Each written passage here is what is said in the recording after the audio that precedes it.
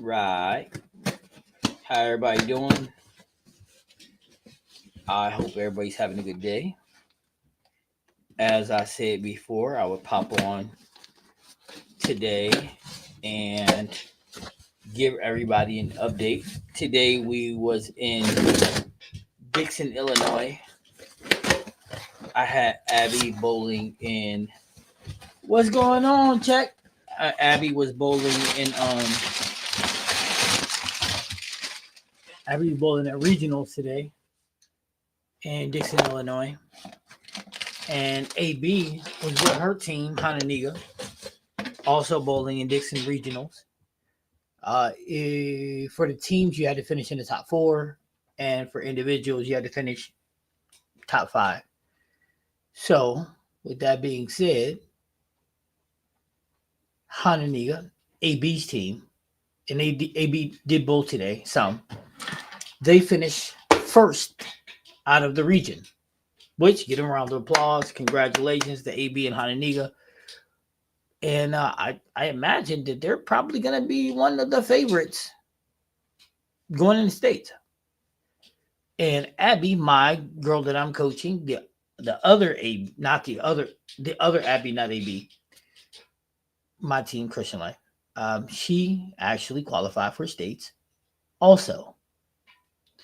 She finished number 6 overall out of all the bowlers in the building. And here's the crazy part, right? She had a rough start to start out.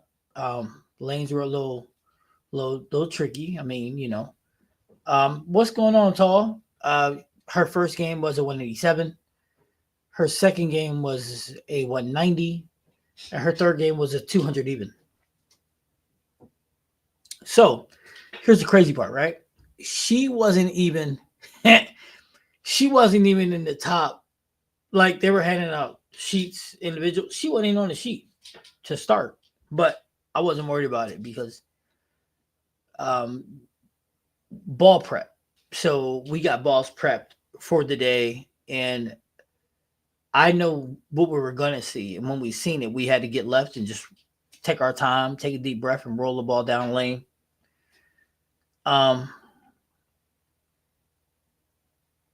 So game 4 was 211. Game 5 and 6 were 225. So she did her thing.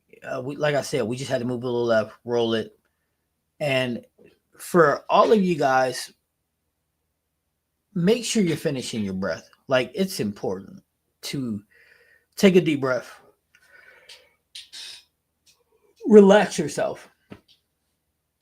You know what I mean? And then, like, for example, when she got left, like 35, 36, 37, I mean, sometimes I know it's very good to open up your hips. But in some cases, depending on how open your hips are, when they fly open, you tend to leak the ball out to the right. So I had her close her hips down a lot. And man, she became so accurate, so smooth through the ball. I mean, it was like she was rolling the ball over quarters. Boop, boop, boop, boop, boop. I mean, and it's crazy because she went 225, 225. The 211 should have been a 240. And the 225 should have been 250, 250. But we learn. And, congratulations to Abby for making it upstate. I can tell you this. It's a very daunting and difficult task to make it there with all the bowlers in the building. And remember, when you get the regionals, all the different sections. When you get the sectionals, all the different regions are already bowled. So it's not like you're going to sneak in and be a bad bowler. When you get the sectionals, you're up against a very good field. And the crazy part is, not only are you up against a really good field, but if you have a bad game, you could be eliminated right then, right there. So, but she held it together. So I was very, very impressed with her. I mean, I'm just, wow, impressed. Look at this, guys. some new mics. You on the mic with Mike? We got some new mics. These mics are supposed to be crystal clear. So that's going to be a little bit of fun trying them out. So we got some new mics. What that boy Nas say? All I need is one mic. So some new mics. That's something to throw around. Ooh, too bad Grandma ain't here, fellas. But look else what I got. It showed up.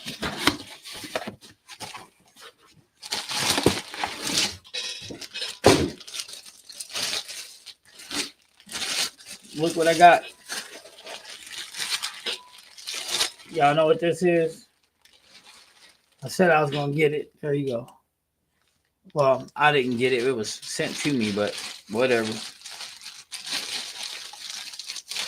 And I got to place a heck of a lot of... I got a lot of bowling balls to order, man. I'm going to sit down this week.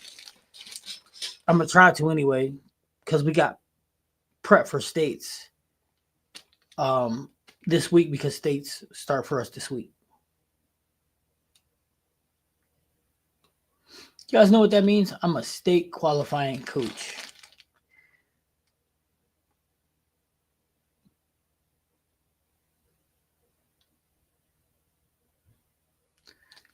Well, Bram, it's a Levia something.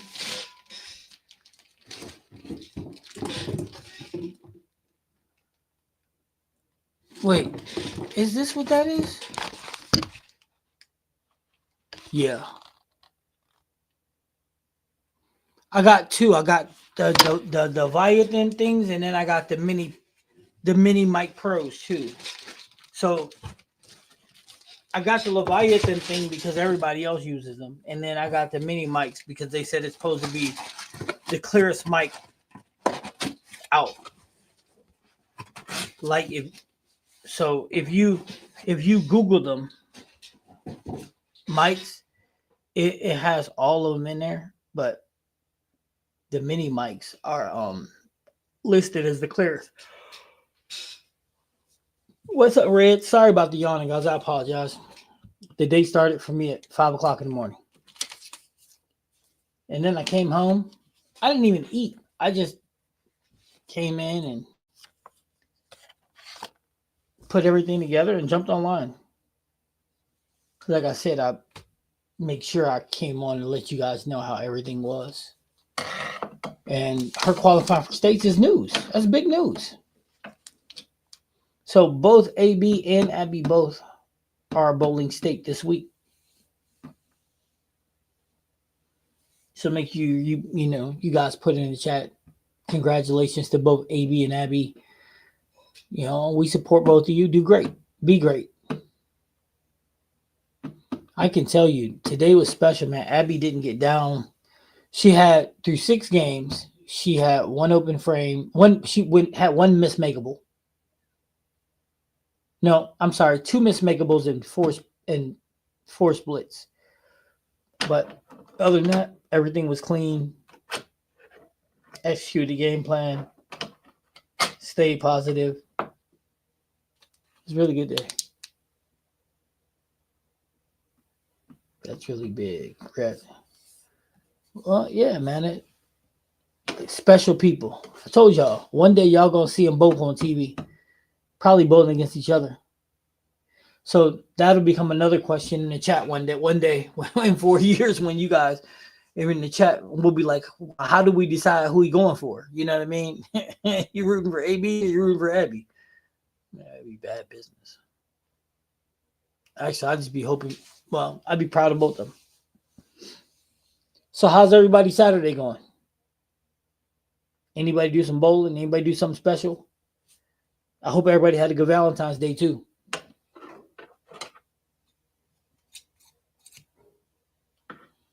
Dude, I'm hungry. Congrats to both AB. Only one of them AB. The other one's just Abby.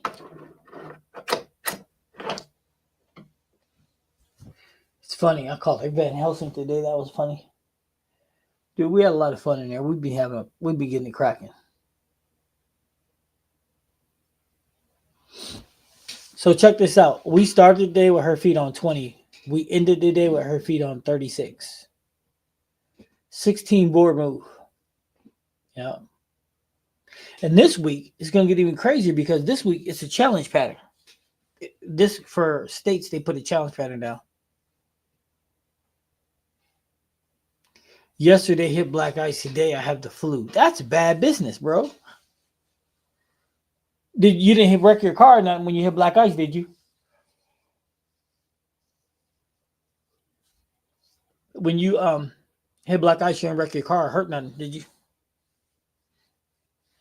How much paper they put in there though? Holy crap.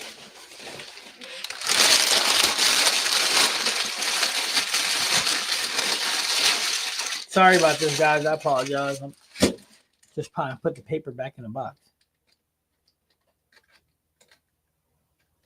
It's a lot of tape they put in that Amazon box. Some tape. Gotta have tape. Can never have too much tape.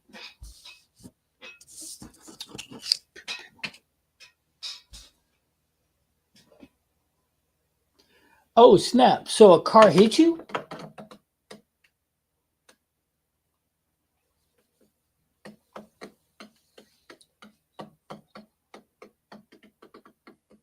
I hope they had insurance. That would suck.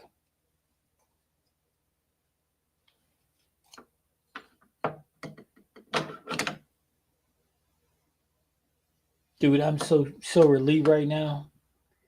I wonder if you guys understand how much stress it takes to coach in a high stress situation. Because you got to coach, you got to know the proper adjustments and reads. You got to make sure your bowler understands that, and you got to make sure your bowler's temperament and disposition are on point. You got to make sure psychologically they're not in the head. They're not in their head, which can be difficult to get out of. My son's going to fix it. That's good. I'm glad your son can do something like that. Most important thing, Red, is that you're okay.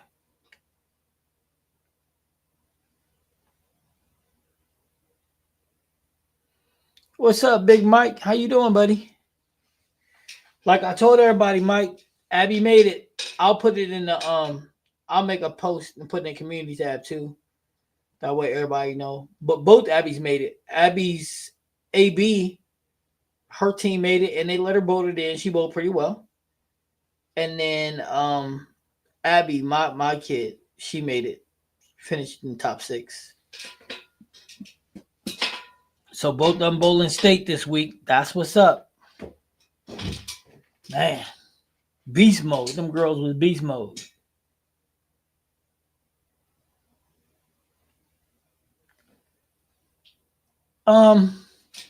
Coaching's more rewarding. Okay, so here's the thing, right? If I had to pick, I'd probably pick coaching. Coaching over bowling. Because coaching these kids is fun. Because, I mean, y'all see how we get along. Coaching is fun. And it's also rewarding because you're taking somebody who can't see something and you're teaching them. And you're teaching them a bunch of lessons. So now, here's the catch-22. Coaching is 5 times harder than ever is the bowl. I see the transition. I know when it's time to make it. I know what ball to be in for the most part. And then it becomes time about execution. But with a bowler, especially a teenager,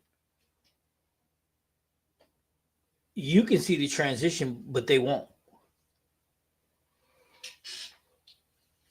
So then you got to get them to buy in to what you're doing. You know what I'm saying? And that's a really complicated feat to get a good bowler to buy into what you want. That's a hard thing to do. So coaching is challenging. Like today, I'm watching Abby show a shot, and I'm like, man, if I seen that shot, I'm shooting 300. But it's not about what you can do. It's about what they can do. So you got to fundamentally bring out their skill. For example, when you're moving left, normally you'll open your hips to get where you want to go. Normally. However, in certain situations, if you're opening up your hip and the ball is sliding to the outside or you're leaking it to the outside, to get a bowler to trust you to close their hips and that they can still get the ball to where they need to go, it's a complicated feat. However, if you can get the bowler to buy into you, big things happen. And that's why we were able to qualify today. Today, that's what we're here. AB's team bowled Hananiga, and they finished number one in the region in the sectionals. And then my girl Abby that bowled, she finished number 6 and qualified to go down to state. So, yes, sir. We going to state, baby. This guy is a state qualifying coach. And we not going just to go. We going to win. We going hunting. That's what we doing. We're going hunting. But to answer that question, man, coaching is far more rewarding, man. Getting someone to buy in, getting them to execute the game plan. I mean, closing her angle down. And what I mean by that is most of the time when you bowl, if you're right-handed, this is your foot, and then your left foot, and then your right foot is behind it, right? Or back behind it. So what I mean by closing the hips down is when you put your feet even, it closes your hips, right? And that's a big deal. Most of the time when you close your hips, you want to play straighter. But again, sometimes when you move left, if you have a problem leaking it, and leaking means getting it too far out right. If you close your hips down like that, it allows you to get behind the ball, and you can still get it to the right, but it'll be a tighter line. And she was able to do that. And I'm telling you, she was as accurate as I ever seen her. But it's little things little nuances in bowling that you just have to understand. And getting her to buy into that today, priceless. Priceless. I mean, like I said, the second half of the day, she went 661, but it could have easily been 720.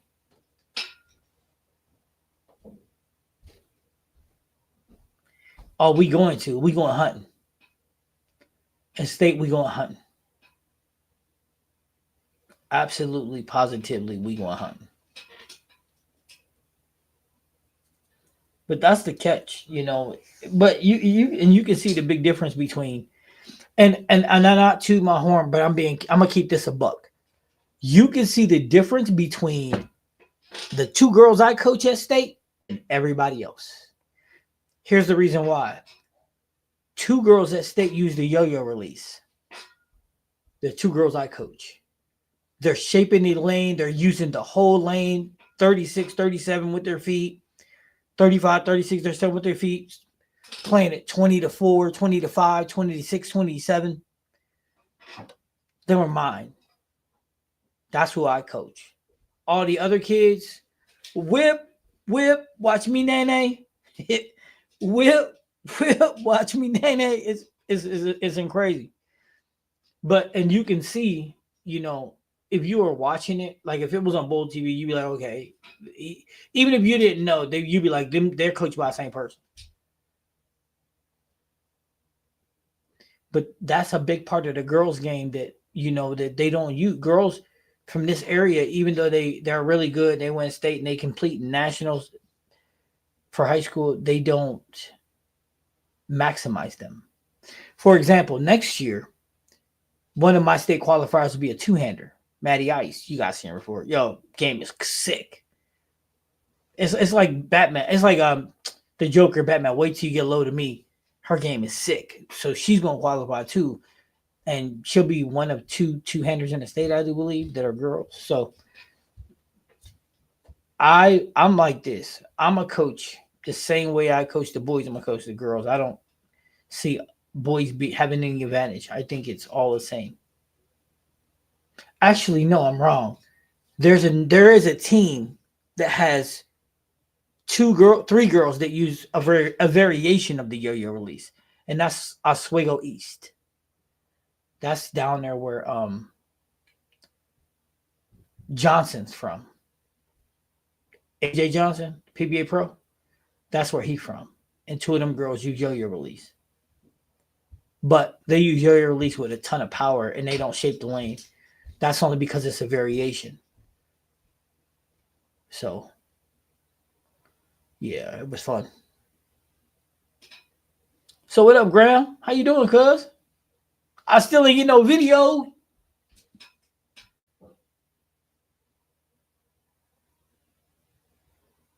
So anybody have any questions about today? Hey Graham, did you see I got did you see they sent me a Zen? They told me that I need to be throwing the second best ball ever.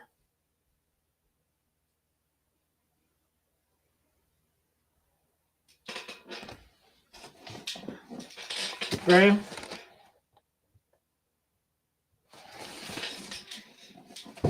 I told you they sent me that Zen 25. Yeah, they sent me that Zen 25, said I need to throw the second best ball ever. The first is the Arctic Vibe.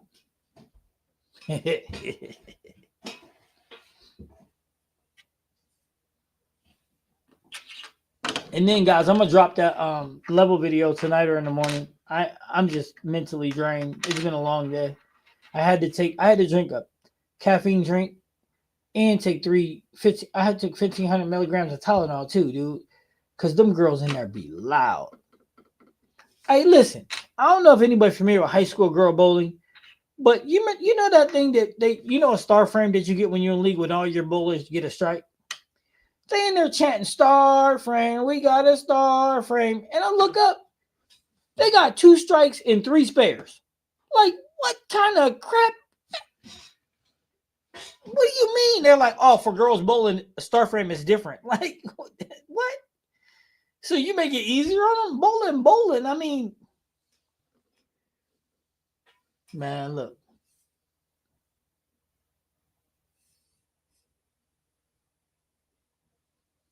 I'm not going to want the art. Man, you crazy. You know what your problem, Graham, is? Your problem is you've never thrown an Arctic Vibe. That's your problem. Throw an Arctic Vibe, and then you might not want to throw the Zen anymore. I'm for real, dude. We in there and they screaming, star frame, we got a star frame. 5 bowlers, 2 strikes, 3 spares. Like, are you kidding me right now? Seriously, man. That's some messed up stuff.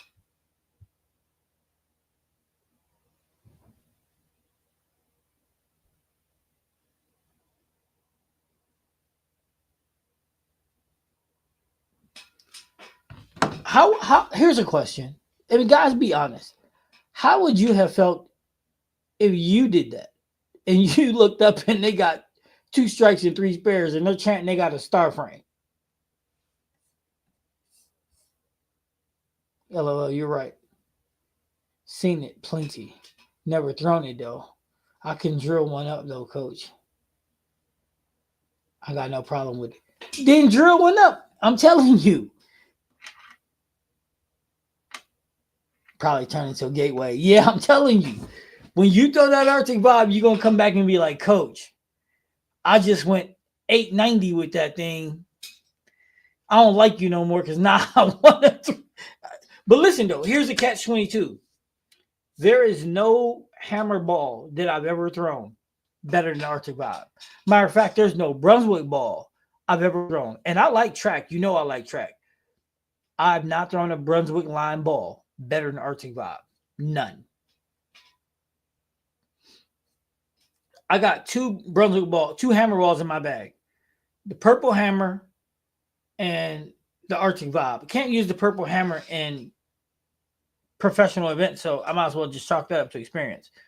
But everything else in my bag is Storm.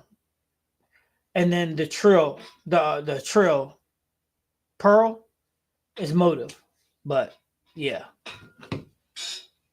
that Arctic vibe is something special.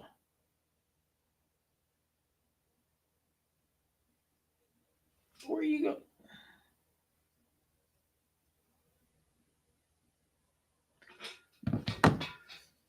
Yeah, I ain't even playing with you. Matter of fact, and here's the crazy part.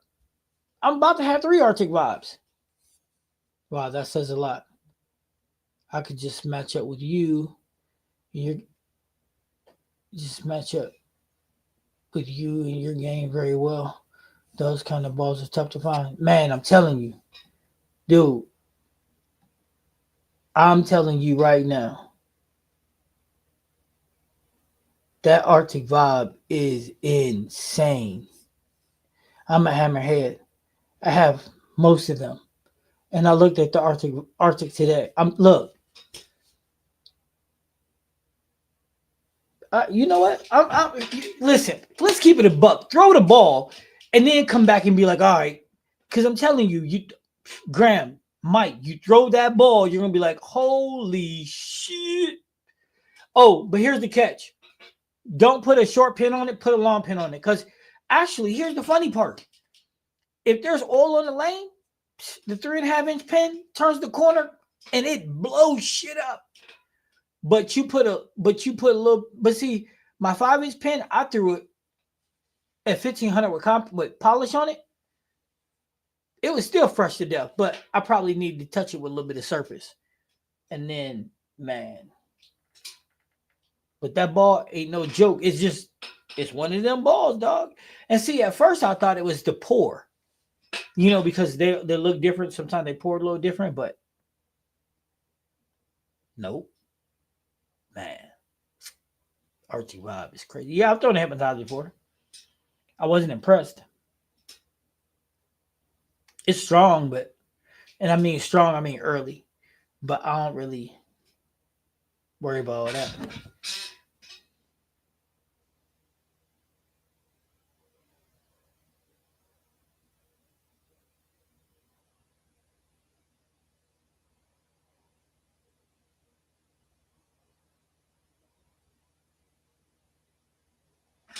All right, sorry, wife problems. Okay, coach, I hear you. Same one try to get you to throw the Zen 25, knowing you don't like Zen. LOL. You gotta throw her. Listen, hold on, wait a minute. They sent me the Zen. I didn't order it. They sent it. But here's the catch 22. I'm gonna roll it. I told you. I'm gonna throw it in league. Actually, I'm gonna throw it in league. I ain't got. Listen, dude. I'll throw anything, and I hate the Zen. I mean, I hate the Zen. The Zen Soul, the other Zen, the Zen U. But I'm gonna go ahead and throw this. You know what I'm saying? Yeah. Charles said that about every ball. It just hits different. It just hit different. Look, check it. The Arctic vibe don't hit different. The Arctic vibe is different. And if Hammer knew what they had, they wouldn't be selling it for $90. Because the ball just insane.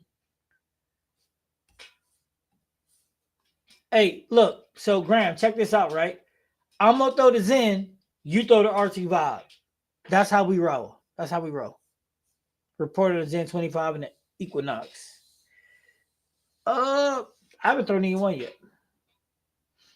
I'm looking more forward to throwing a Zen than the Equinox.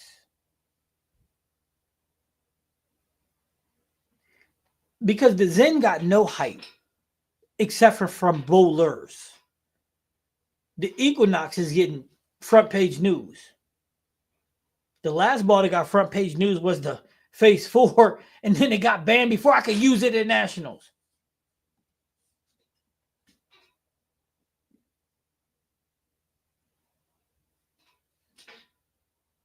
But Graham, you agree with that? Equinox is getting all the hype. The Zen is getting hype from bowlers using it. So I don't know. Am I going to throw both at some point? Yeah. Well, I mean, I know I'm gonna throw this in now because it's relevant, but and I'm gonna throw Wednesday, and then the Equinox. Yeah, and like I said, it's just hard with states now qualifying, all the qualifying coming up to it, and then today we qualified, so now state starts this week. So as soon as states is over, I have more time. I can sit down, place the orders. I must disperse all the balls to the winners, and then we're going to start throwing some balls. Bowling balls we will throw. And I ain't gonna be like these just hits different with every ball. I'm gonna keep it a buck. If it sucks, well, we'll introduce it to Rock River. We'll video that.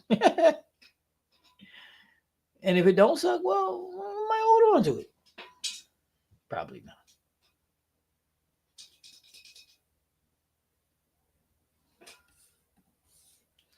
Zen 25 is an amazing ball so far.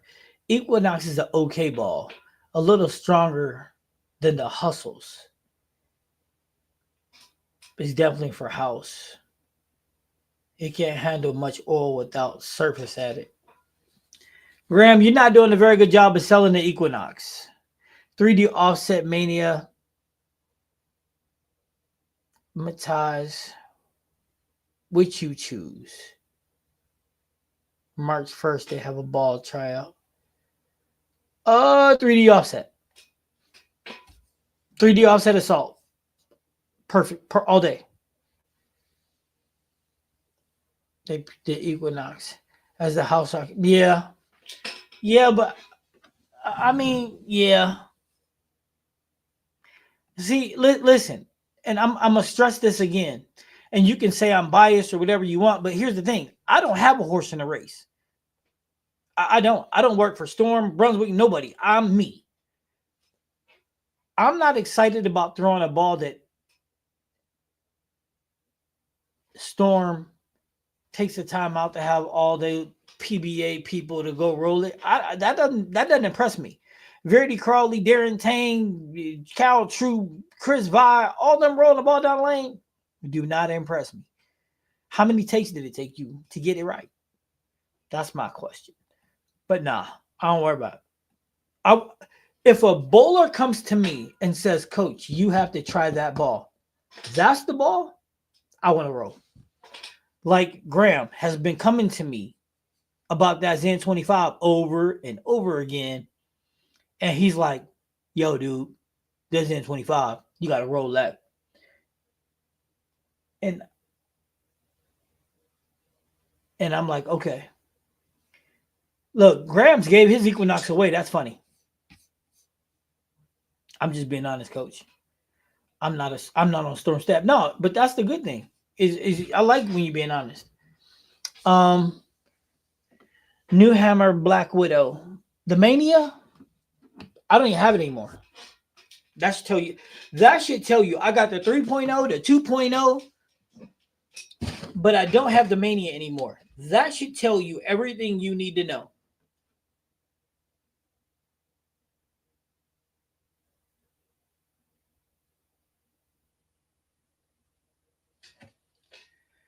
Man, what so?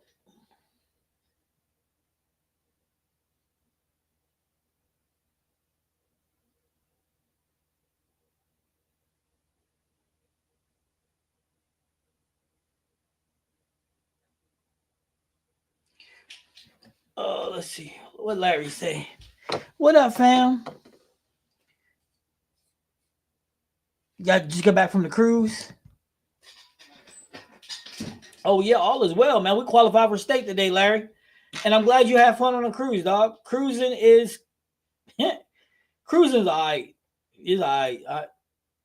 I could live without it, but, you know. But I'm glad you had fun. I'm glad you back safe. You didn't get hit with a ghost wave.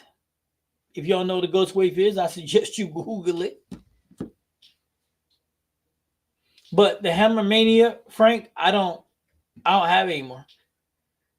And that should tell you everything you need to know.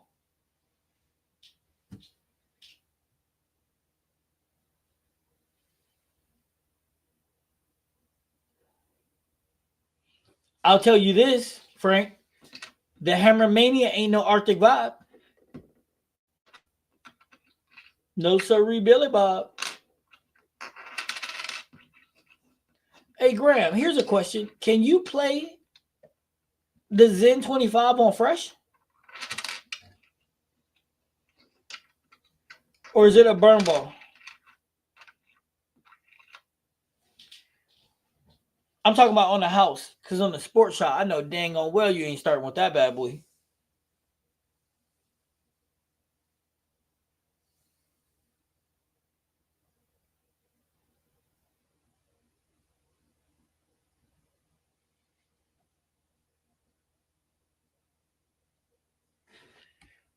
Let's see. Yeah, I gave that one away too. We talked about 2 weeks ago. I disliked it a lot. Yeah, I'm not a fan. Coach, how do you like the vibe compared to the Scorpion Strike? I was watching your review video last night. Okay, so listen to me. I'm going to say this so everybody understands me. My favorite bowling ball is the Ion Max. The best bowling ball of the last 2 years that I have bowled with is the Arctic Vibe. Not even close. Not even close. The reason why, now I know what you're going to say. Well, wait a second. Hold on. How can the Arctic Vibe not be your favorite ball if it's that good? And the Ion Max ain't as good as it, but it's your favorite ball. Okay, so here's why. The Ion Max is a big engine ball. It's supposed to be a big engine ASIM. However, the asymmetry in it is so little, it rounds to the point like a symmetrical. So I like that. So that's my favorite ball. I mean, I like the way it rolls down the lane. I like to watch it roll down the lane. So it's my favorite. The Arctic Vibe is just flat out the best. The third is the Magic Zone for me. But again, I can't stress this enough. The last 2 years of bowling, for me, the Arctic Vibe, hands down, is the best, bar none, fact. Absolutely on the house, yes. I thought all 3 games, shot 850. Okay, 865. That's the ball I throw. Okay, I'm gonna check that out. Do you put surface on it, Graham, or do you just leave it out of the box? Because I don't leave nothing out of the box. If I can't put surface on it, then well, I did throw the Arctic Vibe out of the box, but I was stupid. I've been using the Hazmat Arctic Vibe and the Scorpion Low Flare. Scorpion Low Flare.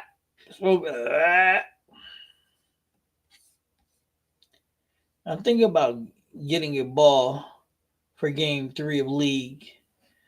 Ball down from the effect, but more lefter than the Lightning Blackout. What?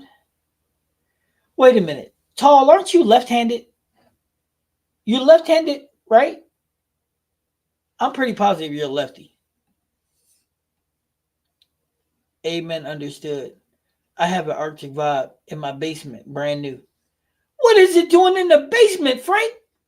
How you got the best ball in the last 2 years in the basement? That's like putting baby in a corner. Nobody puts baby in a corner. That's what that's like, putting baby in a corner.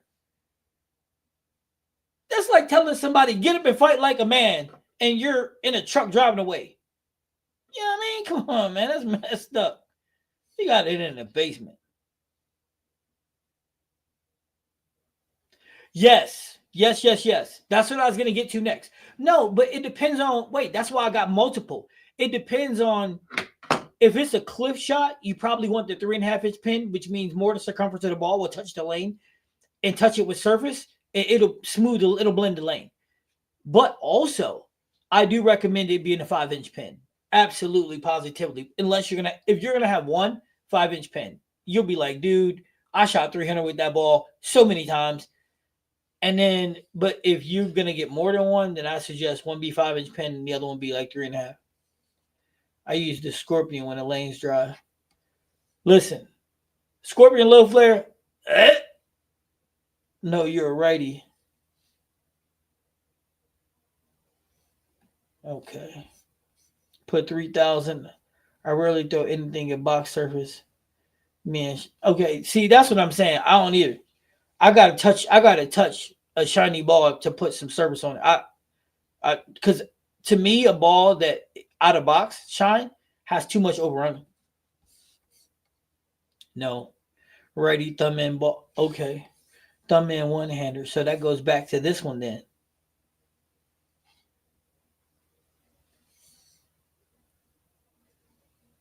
Okay, so check this out, tall. When you say that you move left, how tall? How left do you move?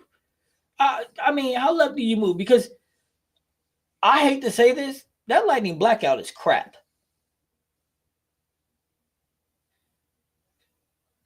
They slapped a black ball and put lightning on it, and put blackout on it, and people just soaked it up like a sponge. But the ball trash. Hey Graham, I bet you ain't never threw no 300 with a lightning blackout.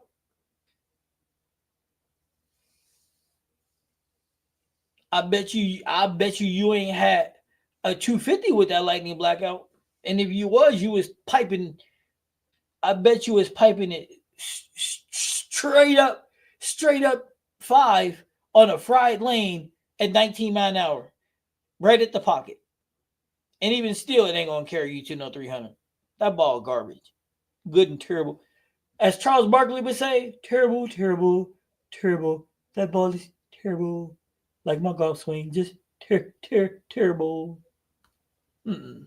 Lightning blackout. Are you kidding me right now? I'd rather throw the scorpion low flare than the lightning blackout.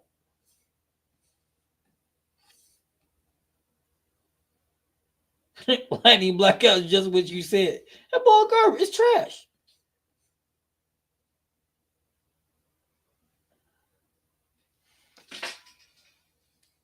For me, Boas control ball.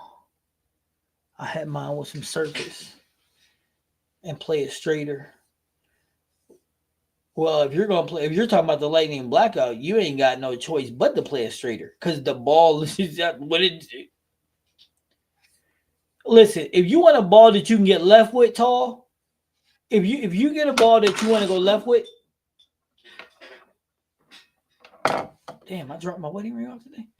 A ball that you want to go left with, and you want it to be a little weak on the weaker side. IQ Tour Ruby.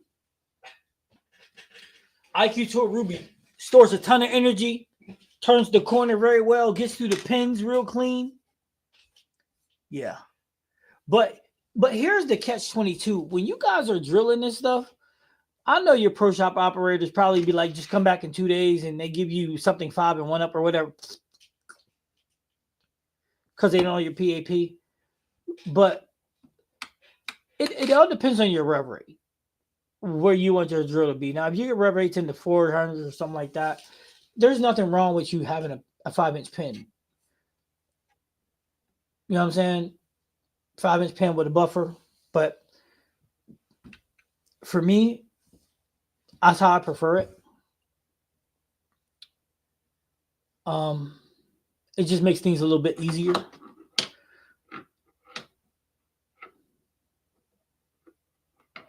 Also, what you have to remember too is you have to remember, if you're a bowler who's learning to get left, you need something that's going to store energy when it turns the corner. Because if the layout isn't great, you can burn up a lot of energy with the ball turning the corner. Now, let's not confuse this with you rolling the ball and you're like, it don't hook. The ball's hooking. It's just burning up in the fronts. So that's why you get left to chase oil. So it slides before it gets into the phases of the bowling ball. You know what I'm saying?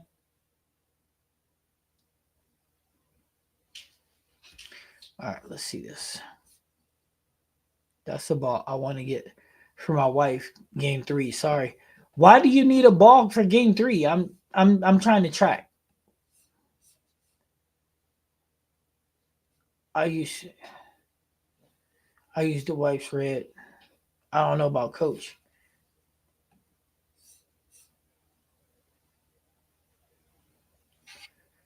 What kind of I use that I use I don't know what it's called, man. It's the one that you pour water in and you use that. That's what I use to clean off my balls. If you need me to, Red, I can go upstairs and get it and show you. You use life or death.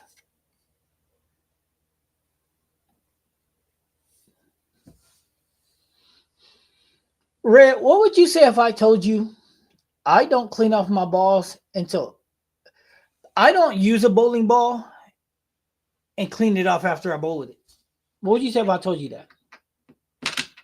What would you say if I told you I use a bowling ball and I touch it back with the surface pad that I wanted? I touch it with surface and then I'll clean it.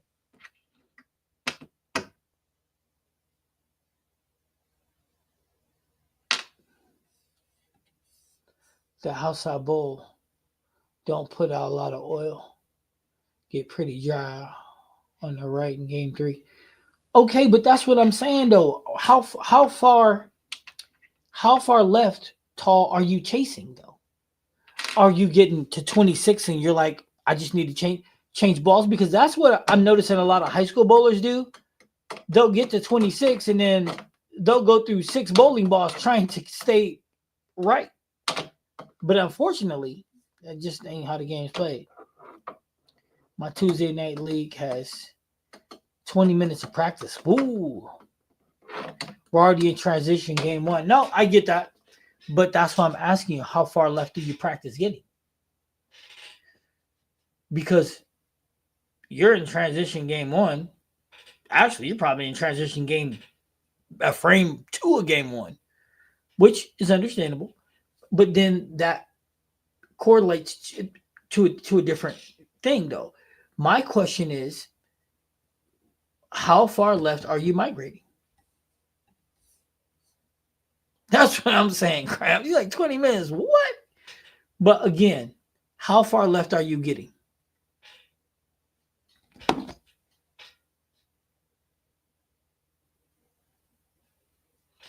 How left are you getting?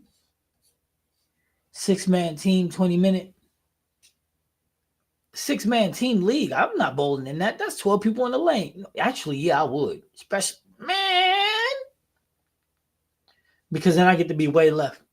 I get to practice throwing the gutter, throwing the curve, throwing over the gutter. That would be me hurting myself even worse than I am now. Steve, like 20 minutes is crazy. Yep. I'm with y'all. 20 minutes. 20 minutes, that's a lifetime.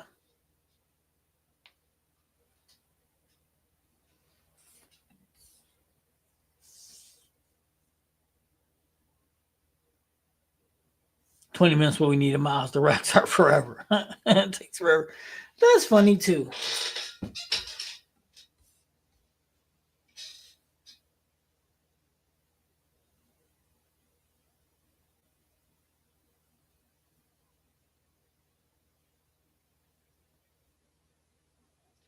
Okay, so with the effect, the reason why you're struggling with over-under is because you need to touch it with some surface. You need to let it blend a little bit. Also, I'll promise you, you're struggling with accuracy because your alignment is off. Guaranteed money. 100% fact. Your alignment's off. Because if your alignment was good, you wouldn't focus. You would have maybe a 3-board window where you're in and out of, but I'm promising you. So, and the reason why I say that is because here's a question. Let's find out. If you're lined up on 35, what are you targeting? That'll tell me everything I need to know. What are you targeting? We would get 10 minutes for a 5-minute team. That's about right. 10, 15. 5-man team. Coach, can you define over-under, please? Yeah. Sure. Why not? Put me on the spot. Okay, so the best way to describe over under is, I'll give you an example. You throw the ball 15-5 and it goes high. And then you roll the ball and it's 15-5 and it goes mixer. The reason why it's over under is because it's showing you different things. Different things, different things, different things, different things. And here's the reason why it's showing you different things. So the reason why it was high is because it read early. The reason why it was mixer is because it read late. And I don't mean down lane when it's hooking. I mean it's reading at different points in the mid lane or wherever it's supposed to read. It's reading at different points, one a little longer than the other because it's sliding in different spots. It's gripping at different spots. Now, how you can defeat that is by adding a little bit of surface. Like Graham said, he adds 3,000 to his Zen 25. The reason why he's doing that is because he wants the ball to pick up at the same place. See, that's your problem right there. That's your problem right there. Your target is wrong. If you're throwing the ball 15 with your feet, to 15 at the arrows, and I imagine you're trying to get it 15-5, 6, 7, or whatever. So say, for example, you're going 15-5, right? So from 15, you should be 7 boards left of that, which is 22. Okay? So now that you're at 22, what is the difference between 10 and 5? I mean, 15 and 5 is 10. Half that distance is 5. So you would move from 22 to 27. 27 is where you would need to be with your feet to throw 15-5. Now, you get where I'm going with this? So if you're looking at 30, if your feet are at 35, then there's no way you should be looking at 15. You're out of alignment. Of course you're missing because you're out of alignment. Now, for me, if I was going to throw 35, I would do the math. So would it be 20? So let's do a little bit of math. Let's see if we can figure out 35 really fast. So say you're going to throw the ball 20-10, right? So from 20 to 10, that's 27 with your feet. Half the distance to that is 32. So, oops, that's still wrong because that's 32, 20 to 10, right? So we need to get to 35. So where do we got to roll the ball? I'm going to say we're rolling the ball 21 to 11, which will get you 35 with your feet. See, that's easy math. And if you need to get it even further outside, you can. But I don't think you would have to. Proper alignment is everything in bowling. Everything in bowling. See, look, Graham's a PBA pro, and he doesn't even know the numbers 9 out of 10. His body just automatically, he hits the alignment. He knows it. He's processing it just at such a fast rate that it doesn't, it's like he's not even thinking about it. But look, throwing that 15, you have to move left, but you're kind of defeating the purpose of using the middle for the hole. Throwing that 15 is straight to the dry boards. Not right.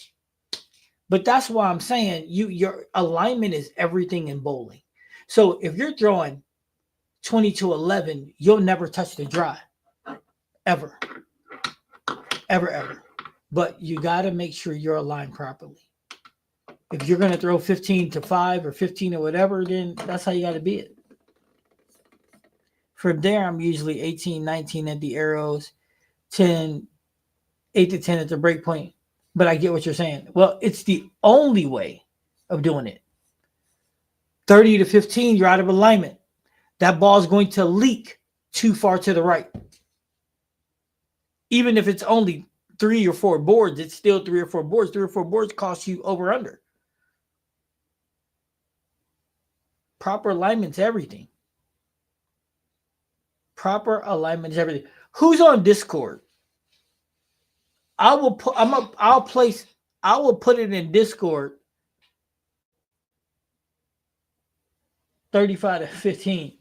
It's like a gutter. Well, I mean, if you, it does definitely sound like it, but I mean, depending on how burnt up the outside is, you may not.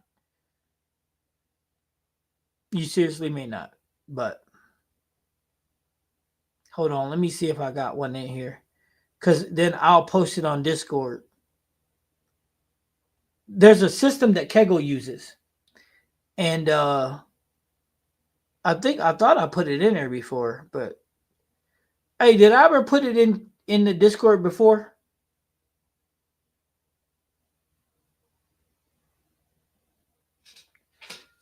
It depends on. So I'm okay. So I'm standing on 19, target 10. But are you rolling it straight up 10? What are you doing with it?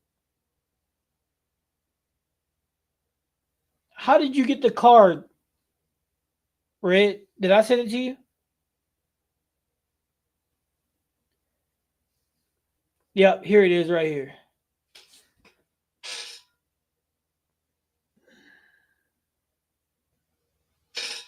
All right. So for those of you in Discord, I'm going to put the cards in Discord. Okay. It'll show you what Kegel's system is to keep you in alignment. And if you practice this, it's going to help you out a lot. My system is similar to this because, sometimes different things work different stroke for different folks, but this does work. 100% it does work. Okay, so Red said, yep, he got on Discord. So I'm gonna put this back on Discord. Any of you guys want to join the Discord? It's there, and I'll be more than happy to send it again. So it's in Discord. Okay, so let's see. Sure, it's on Discord. Join the Discord. Oh man.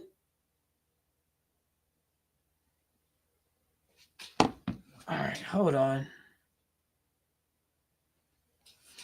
Hold on. Let me see if I can't.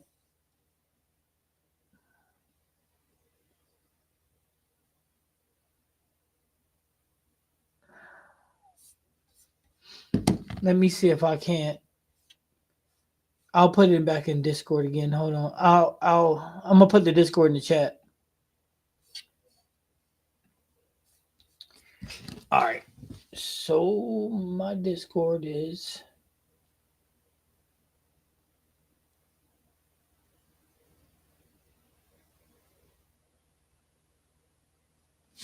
sorry, I didn't mean to have that anything like that. I'm trying to figure out how you know I'm not very good at this, right?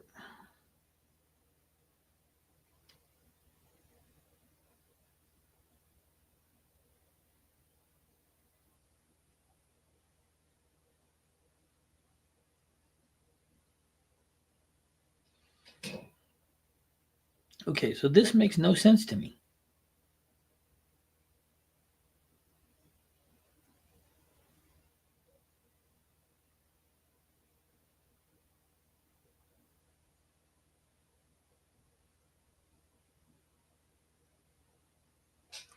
All right, I think this is it. Let me type this in.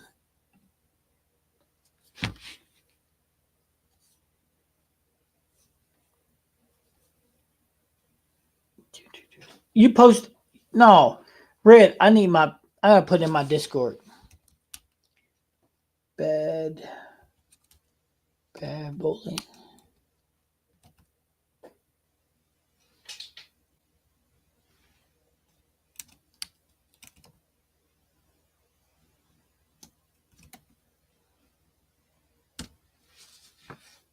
That is right there. That is my Discord. Join it.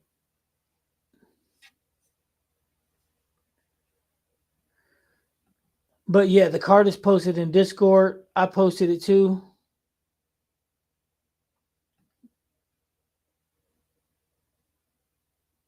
Here, Frank, go to one of my bad bowlings go to Bad Bad Bowling on Facebook or Instagram and message me, and I'll just send it to you directly. Definitely need to practice alignment for spares too.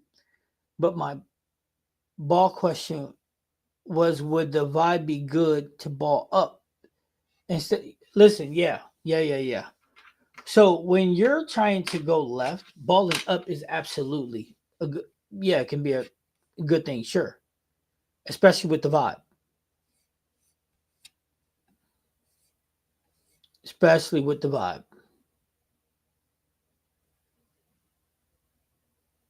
Yes, pick a line means your target at the arrows and your breakpoint down lane. Yeah, target at the arrows or dots, whichever you prefer to use, and then your breakpoint down lane.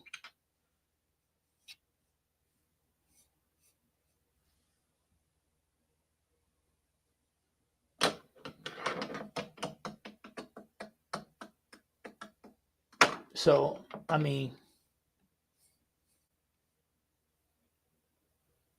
man, look, Abby math is important.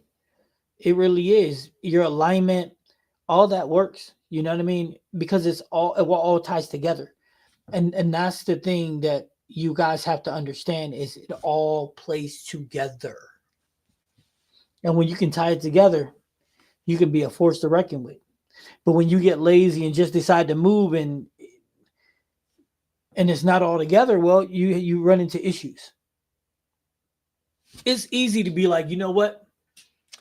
The lane is the lane is breaking down, and then you just jump, and then you move four boards left, but your eyes stay the same. So now all of a sudden you're out of alignment. So then you're like the lanes broke down again, and you were looking at 15-5, and now all of a sudden you're at 30 and you're 33 and you're still looking at 15. That's a problem. I was on the fantasy football page. Yeah, that's the same thing, ain't it? No, no, that's a whole different John. But here, no, here I could put it on there too. That's not a problem. Here's Mike. I'll put on the fantasy page too.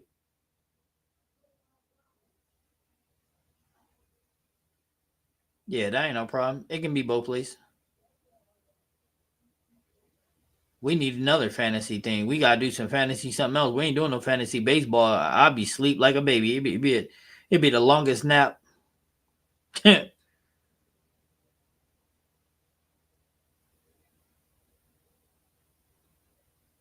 Okay, I don't know why. Listen, I'll put an Arizona label because I was trying to find some Arizona tea. I hit the wrong button, but they're on there in there too. Just read about that or something. You can't find Bad Bad Bowling on Facebook.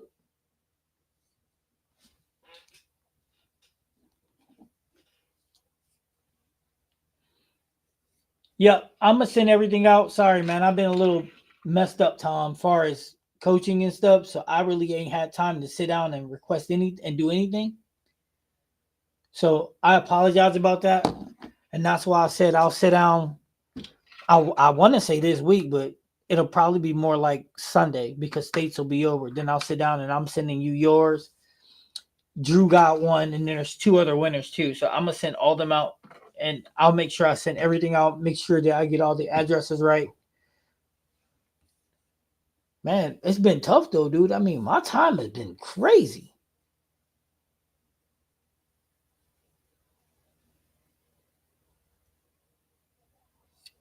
My bad, guys. My bad. Let's see.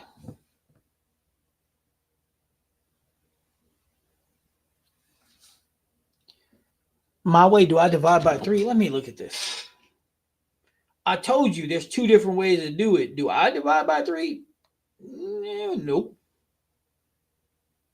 But then again, I might do it without systematically thinking about it too. And that's the thing is, like I said, with Graham, when Graham doing this stuff, he don't think about this stuff.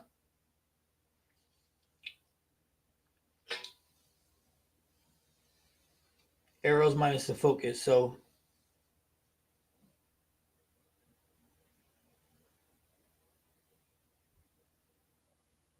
What? Pick a line, 10 to 7. So that's 3 boards equals 1 at 1. Yeah. Yeah, but it's already in my steps though.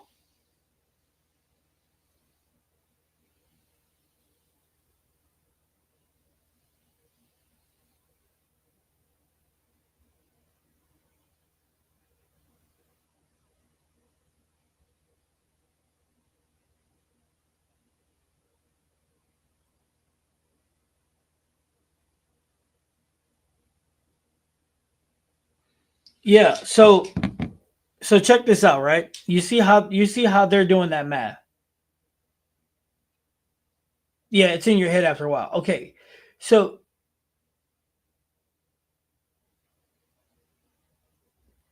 so in there, so I don't do a 6 board, I do a 7 board, 7. You dig what I'm saying? I also don't worry about where I'm laying the ball down at per se. So my math would be this. If I was going to go 10 to 7, right? 10 to 7. Track me with this.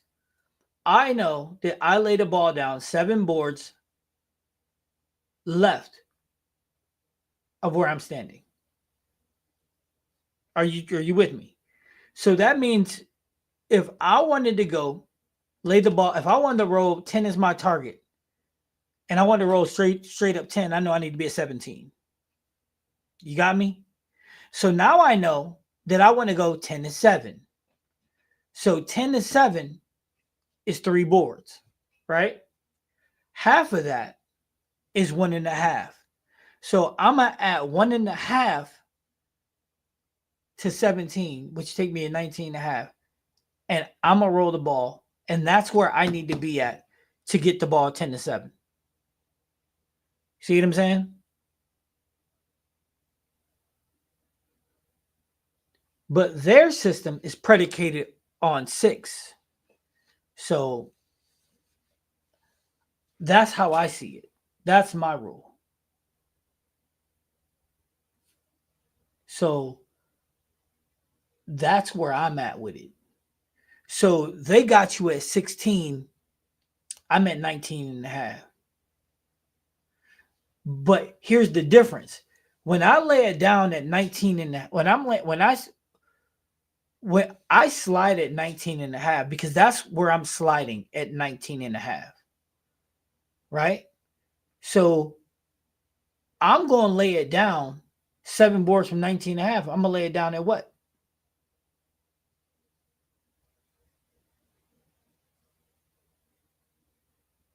See, you got to do the math. So do the math. If I'm sliding at 19 and a half, where am I laying the ball down at?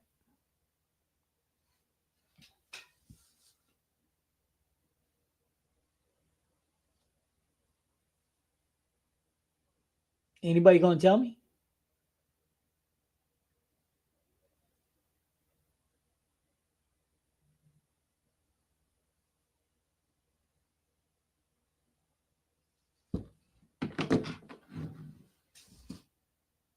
All right. More y'all getting in.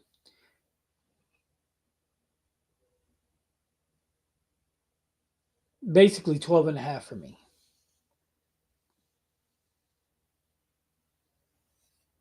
No, it'd be 12 and a half. It would be more 12-ish. So me and their system is a board different.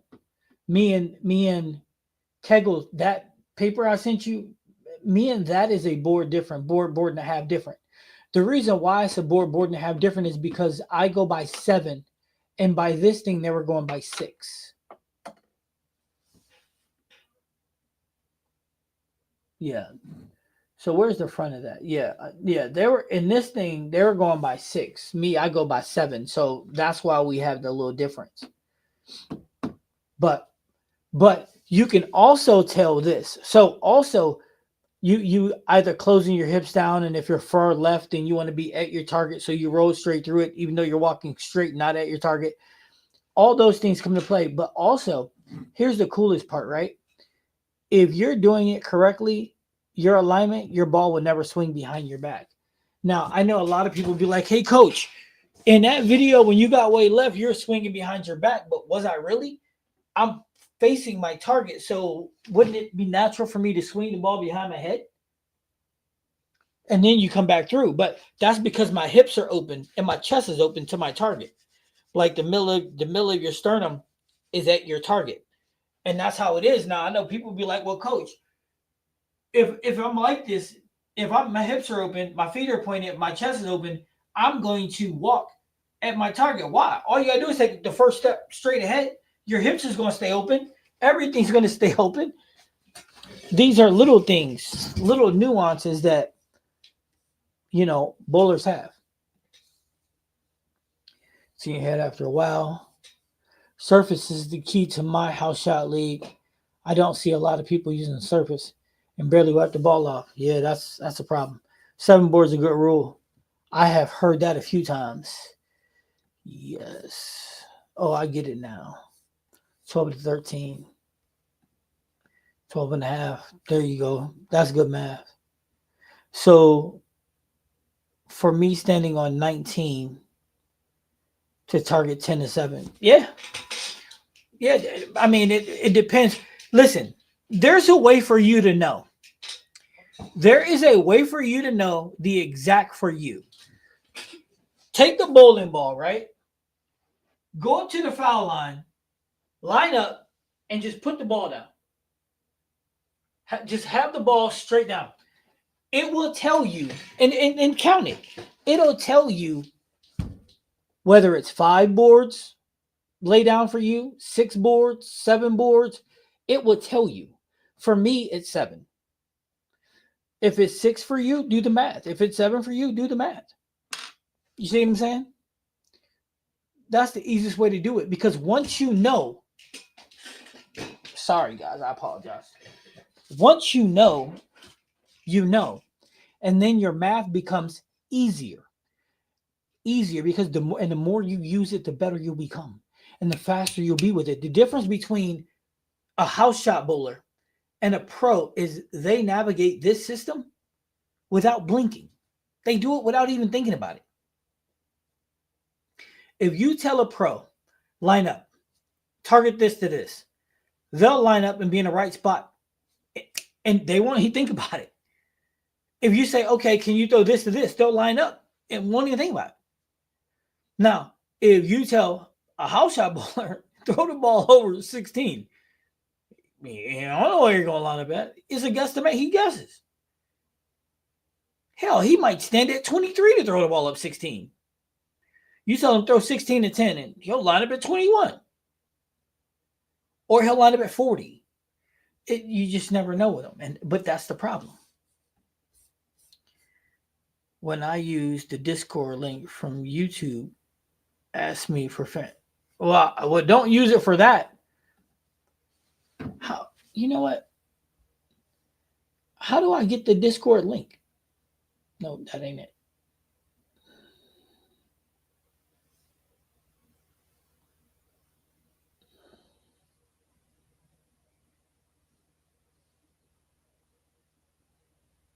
Oh, that's the Bad Bowling Fantasy Football right there. Hold on. So check this out. Give me 2 seconds. 2 seconds.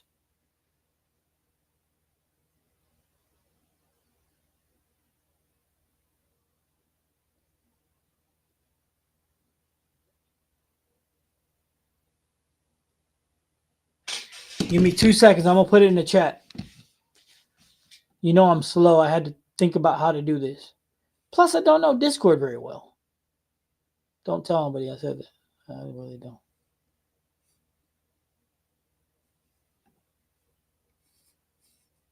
Seriously?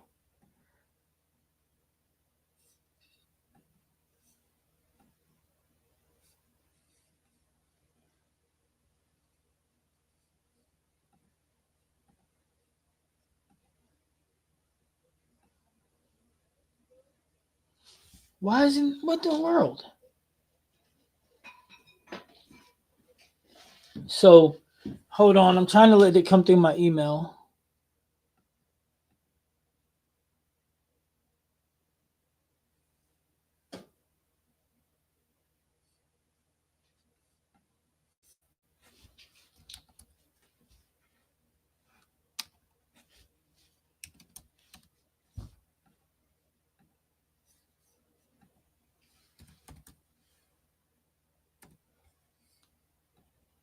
Give me 2 seconds.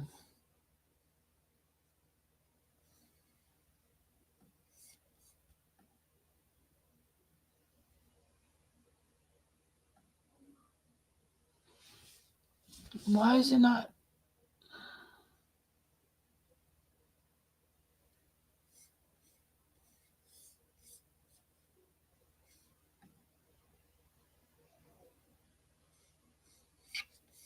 Whoa, what was that? All right, I do apologize. I'm trying to get it to come through here.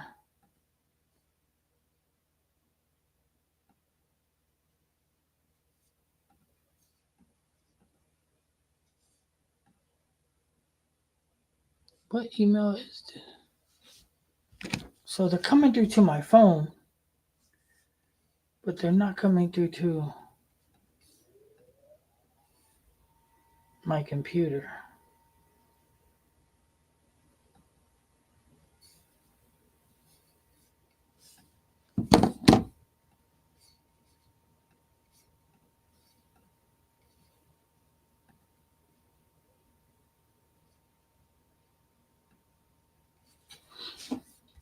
I'm trying, guys. I apologize.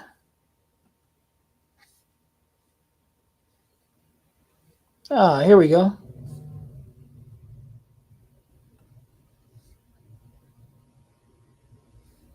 What is this?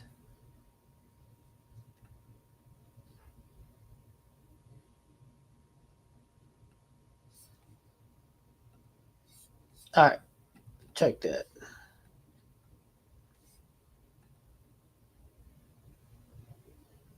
All right, there you go. Click that link. See if that'll help.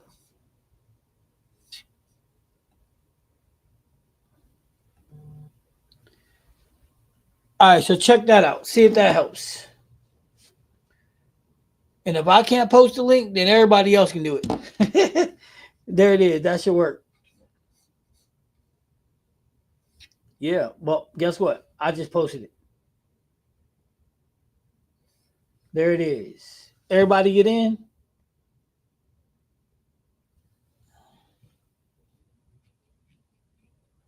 And that shouldn't be the fantasy one. That should just be the regular one.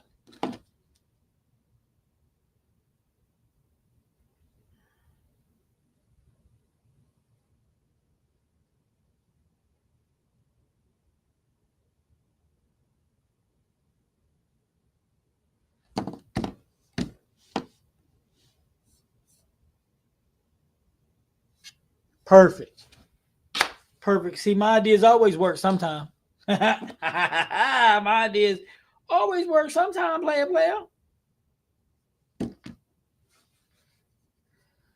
Remember, guys, alignment is key. And I know every time you guys are online, I'll be dishing some gems to y'all. So y'all be getting coaching for free. I'll be dishing some gems. But that's the catch 22, man. You got to make sure you're aligned properly.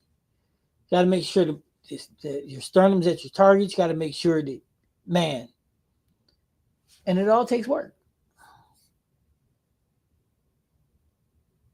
60% of the time works all the time. That's good. That's real good. But that's the key, though. If you want success, repeatability is what you have to create. Right? So that's the thing. You want to create an avenue that allow you to repeat. And that's where your alignment comes into play. Because if you're aligned the same over and over again, and you're at your target, you're giving yourself the ability to repeat a bunch of shots. You're giving yourself the ability to repeat success. And is that making sense to you? And that's how you navigate winning tournaments. That's how you navigate becoming better. And by doing those things, you become more consistent. What focal point do I use? It depends. I mean, different centers, different house shots, sports shots, they're all different. So, I mean, if it's a sports shot, you try to use Rule 31 to give you some place to start. It just depends. If it's a house shot, I try to play 15 to 5 generally, somewhere around there, 15 to 5. That's generally what I try to do. I can't always tell you that it always works because sometimes I do, sometimes I don't. But that's a general line. Like when I'm playing a middle, when I play a medium pattern, like I played last Sunday, and then I'll play one tomorrow, or I'll probably it's still 39, still medium. Rule 31 on a 43-foot pattern is saying 12 is the break point, but for me, with the rev rate being around 500, I can play. I can close off my angles and roll it straight up five. And as long as I'm smooth and make sure I'm hitting it at the bottom, I can roll it straight to the pocket. It all depends on what you're trying to do. Just being generally honest with you. But your focal point, start right and work your way. Throw a shot and then be like, okay, I would like to be able to do this and be able to do that. I usually drift two boards right. Found out if I moved my target by 2 feet, I will walk straight. What would you say if I have if you watch my videos? I don't drift. If I drift in, I'm just out of alignment. But if I'm in alignment, I don't even drift the board. Not a half a board. Where I start, I finish. If your alignment is good, you will not drift. But here's the problem. A lot of bowlers don't want to hear that they're out of alignment. A lot of bowlers that are house bowlers, I've been bowling 20 years. I know what I'm doing. And they start with the wrong foot. I mean, they line up with the wrong foot. But that's what I'm saying to you isn't knocking them. It's a fact. And this is where a lot of people get angry because they can't differentiate a fact from being angry, being rude. How many bowlers start watching when you go to league and see how many right-handed bowlers line up with their right foot? Now, the problem with that is how can you line up with your right foot when you don't slide with your right foot? You line up with the foot that you slide. That's how you line up. So if you line up with your left foot at 20, you're supposed to slide at 20. Now, if you line up with your right foot at 20, where's your left foot going to slide? You don't know. So guess what? You ain't lining up correctly. Now, if you're a lefty and you're lining up with your right foot, that's a whole different ballgame. But go to league and watch. I'll bet you see at least 5 people. And you'll stop at 5, but you'll see at least 5 people lining with the wrong foot. You'll be like, what? I bet you can find 5 people in league who thinks that the surface of their bowling ball is the same as it came out of box after they've been using it for a year because they're spraying it with cleaner. Now, I'm not knocking them. I'm saying league bowlers' knowledge of the game is just not there.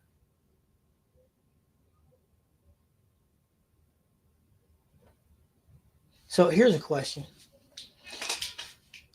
How can someone improve their game if they don't know that it's wrong? But these guys, if you would sit and tell them, like, hey, you're lining up with the wrong foot, they'll be like, no, I'm not. I've been bowling 20 years. Can't tell me nothing.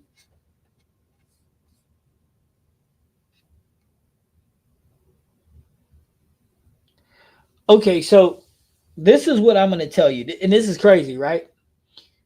Red, if I'm bowling 15-5 and the shot no longer there for me, I don't be like, I'm moving. Nope. I'll be like, 15-5 isn't working. So I need to get deeper. The question is, how much deeper do I want to get? And this is what I'm saying in my mind while I'm sitting there contemplating this. Now, I'll be like, 18-7, 18-8. And I'll say, okay, 18-8 seems good. Let's make that move. It'll get me into the fronts because I'm moving left. So 18-8. And then I'll do my math. 18-8 means my feet need to be on 25. Half the distance to that, 18-8 is 10. So that's 5. So now I'm at 32. So now I'm 32, 18 to 8. That's me. That's my math. That's how I process in my head. I don't I don't do that. I'm moving 2 and 1 because 9 out of 10 that's going to be incorrect anyway.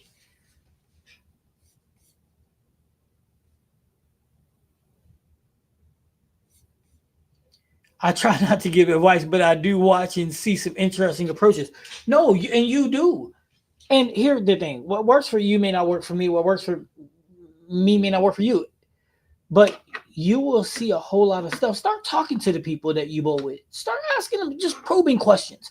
Don't be a douche about it. Just be like, hey, what surface is your ball at? And they'll be like, I don't know.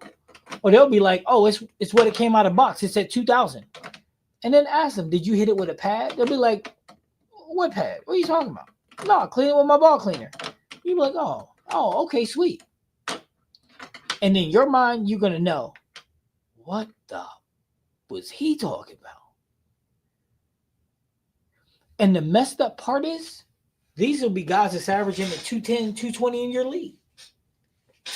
And then you'll be like, how is it that they don't know nothing? But because here's how.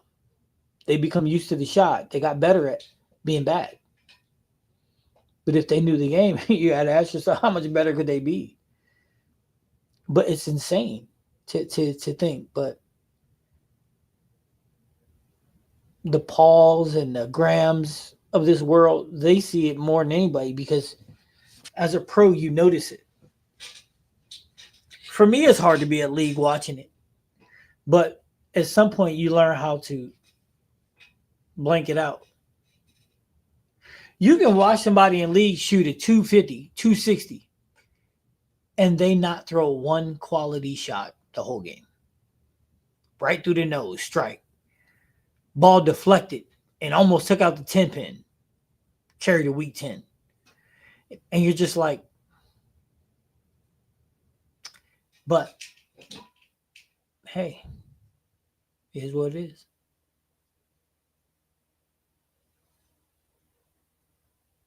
Now, the last thing we're going to cover before I jump off is, and if you guys ever want to ask me any questions, and right, and to different marks, if you guys have any questions, you can hit me up. So I want you guys to understand this. Don't get confused. A quality don't get confused at 210, 215, 220 house shot bowler for a good bowler. Don't conflate the two. Nope. You find guys who can carry a 230 who aren't good either. They're just good at repeating what they do in a house shot. But if you take them out of that house and put them on another one, nope. If you change the house, kind of typical of the house shot, nope. And if you put them on a sports shot, they average a 130 because it's just they got good at doing what they're doing after 10 years, 20 years, 30 years of being on those pairs.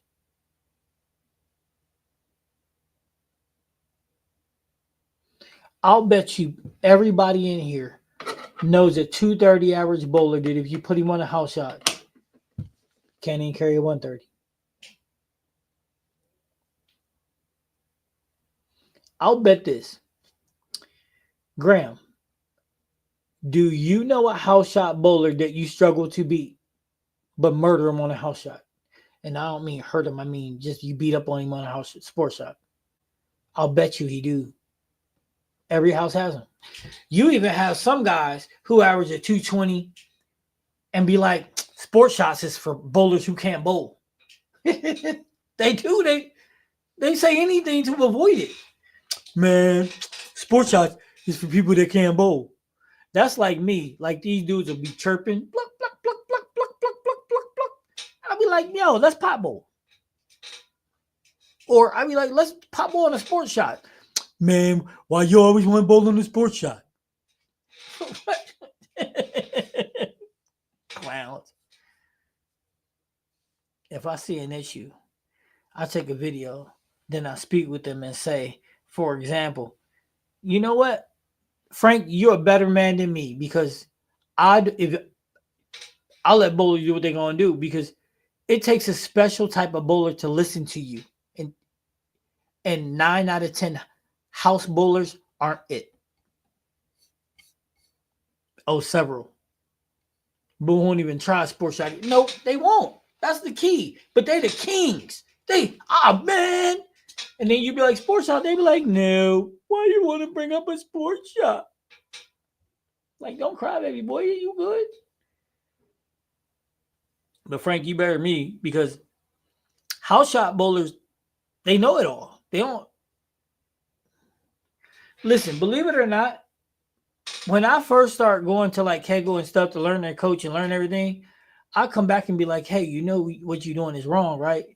And they would mock me, be like, oh, he think he knows something, blah, blah, blah. But now these same dudes want to run at me like, yo, see, what you think about this? What you think about that? Hey, how do I position it? And I'm like, man, I ain't got time for that. I tried to help you before. We're done. I'm not trying to help you. I tried to walk you through it. Hey, Graham, tell him he a real one because house bowlers do not want to listen to you because here's why. The shot is catered to them. It's dry on the outside, so if they miss out there, it rolls to the pocket. If they miss inside, there's enough oil to hold. So they think that they the shit. Excuse my language. They do. They think that they the shit. So they don't want to listen to you. So why? I'm not going to beat myself up trying to listen to you, trying to help you. Nah, we good, player. You on your own.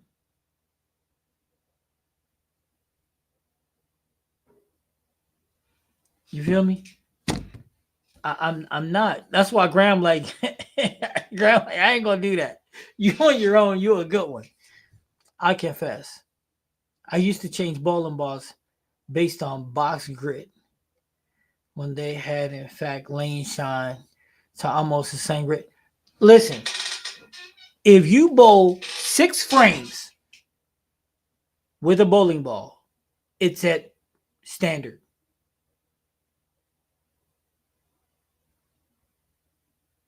Six shots.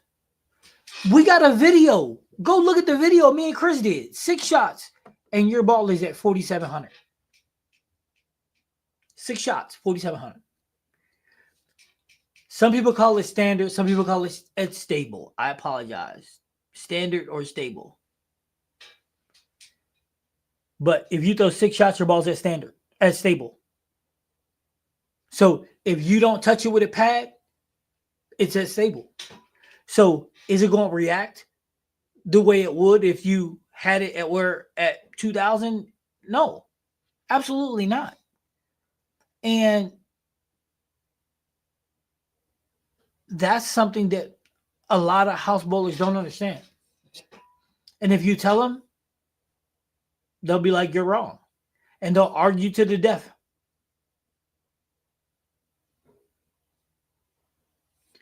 Right. But most house bowlers don't want advice because they think they know what they're doing.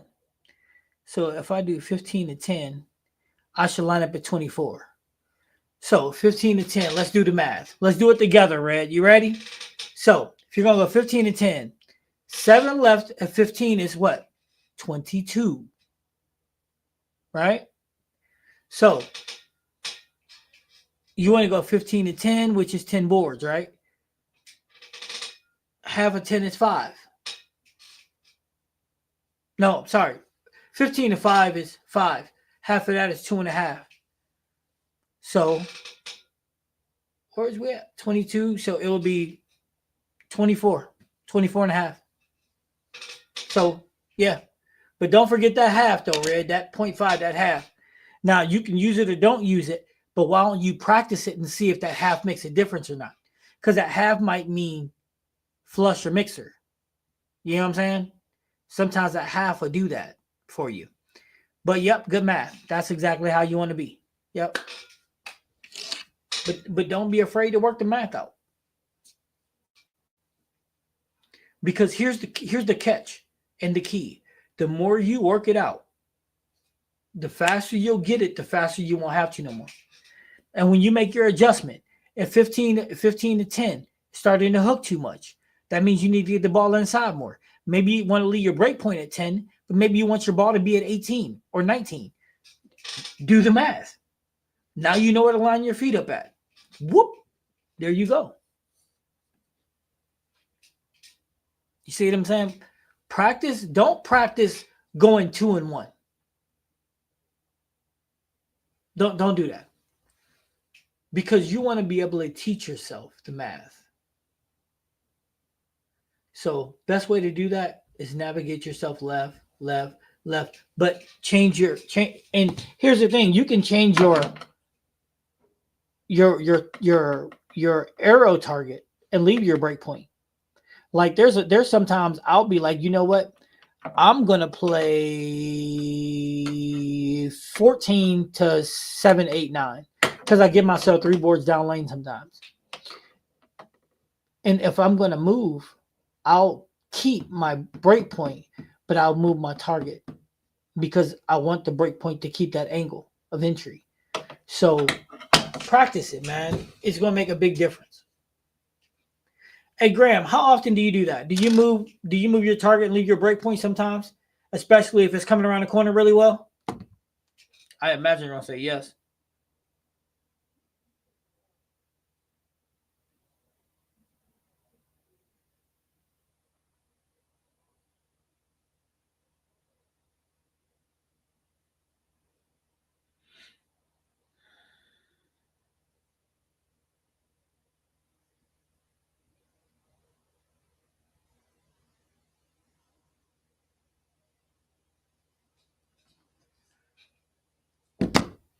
Boop. Let's see what he says. Yes, I do for sure. Now, but here's the key. If your break point is 5, 6, 7, right? If you're gonna get super duper deep, like say you want to go 20 or 21, 22, there's nothing wrong bringing your break point in. And unless you're bowling on a 31, 32, 33 foot pattern, there's never a need to do that anyway. However, there are some short 31, 32, 33, 34 foot patterns that you might want to be that steep for. Hey, Graham, tell them you might want to be that deep for some of those patterns. You want to move left and throw it at the gutter. Whoop. I mean, not directly, down aim at the gut. Some of y'all take that literally.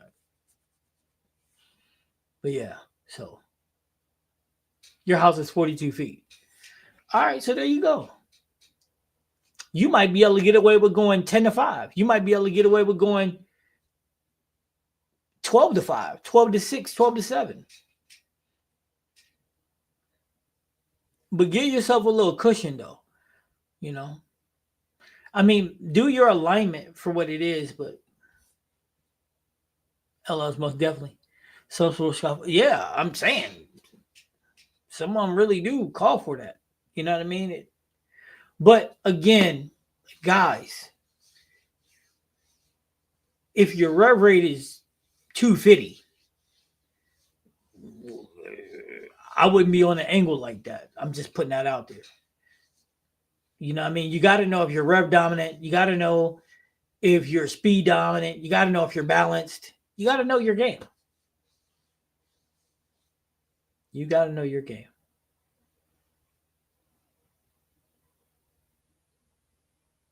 And that's the key about watching these high school boys and girls. You can see that they're outstanding at learning, but they got to learn the right things. I'm slow, so if I stand on 19 to 10, if I'm standing on 19, break point, target 10, break point 7, should I use your math? I want to understand. You're already using my math. That is my math.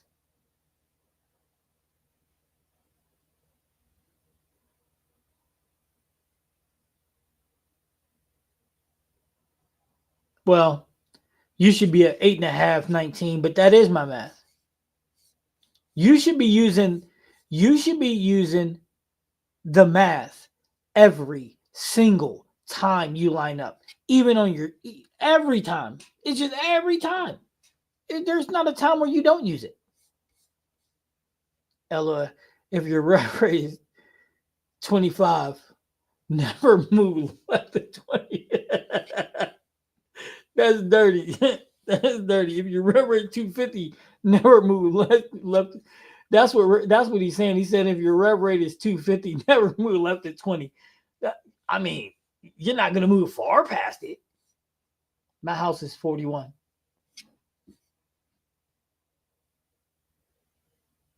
I mean, you know your house. Is it dry boards on the outside? Is it dry at 6, 7, 8? At 5? You would like to line your line up so that at the end of the pattern, your ball is touching that friction at the corner of it. I mean, depending on your rev rate, you know what angle you need, and just do your math.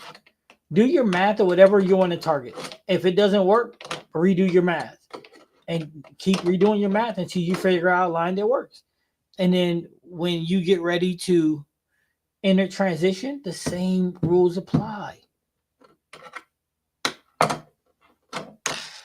I'm telling you, when you figure it out, when you practice and you do it, you're going to come back and be like, Coach, dude, I've been bowling all this time and ain't nobody told me this, and you ain't wrong. I don't drift.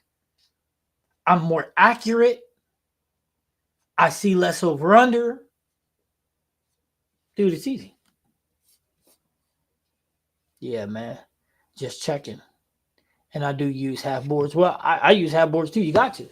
But that's the key to success, though. I mean, use every tool in our arsenal that we can use.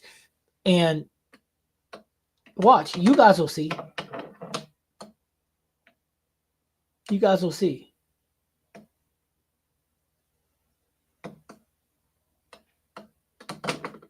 But that's the secret, though, is you got to be consistent with what you're doing. See, everything that you do, and I mean everything in bowling, you should be building to one thing: repeatability. That's it. Repeatability. You want to get the closest you can get to repeating every single shot. Yes, dry 7, 18, 9, rev rate 300. Yeah. Frank, you should be killing them. Because you can be a little more right.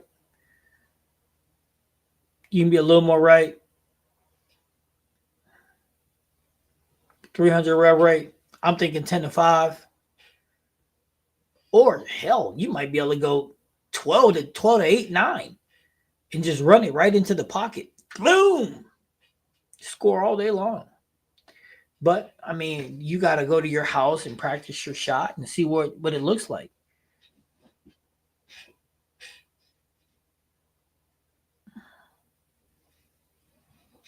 But, yeah.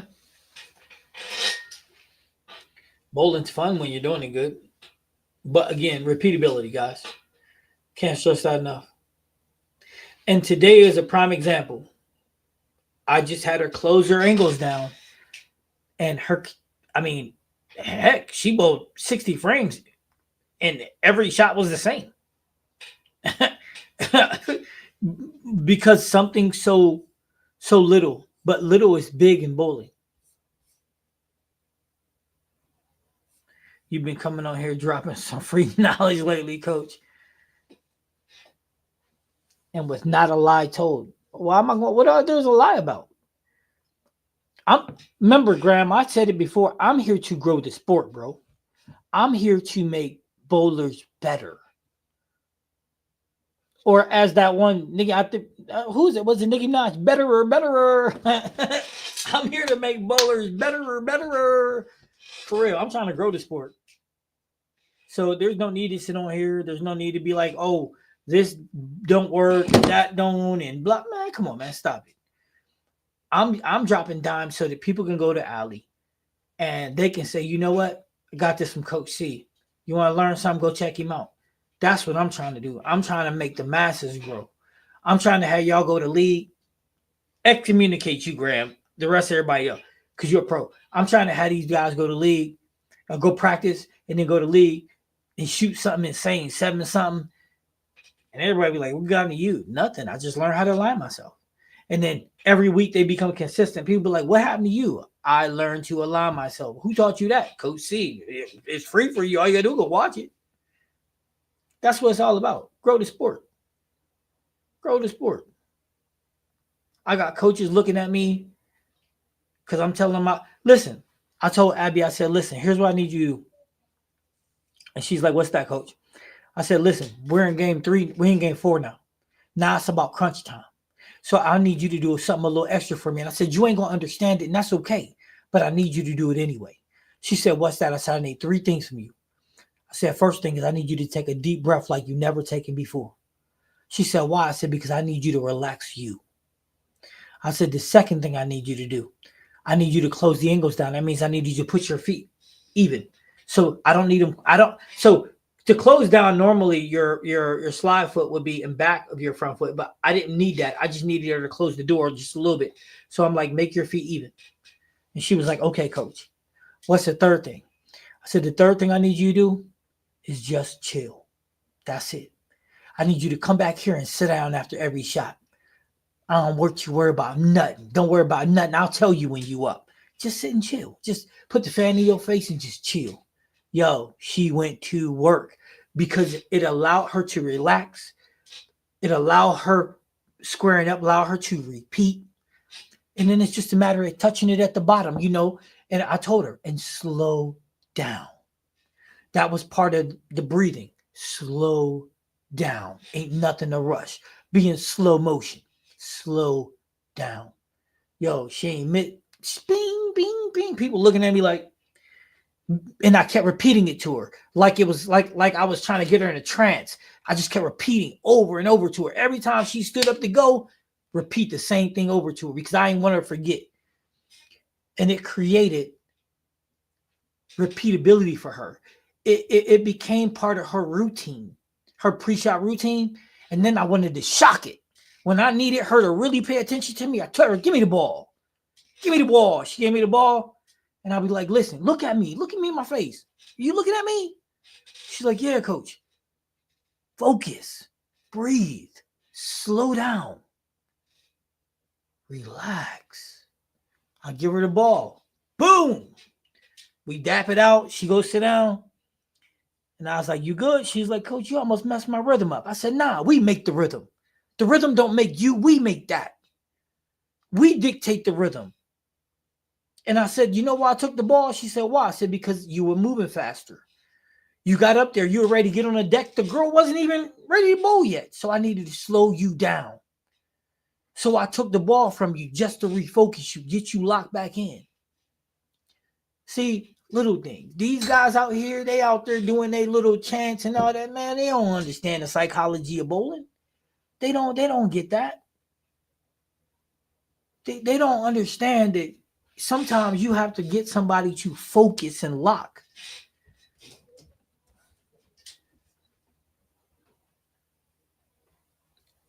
I tell that to students that the key is repeat. But it's not, okay, Frank, here's the catch.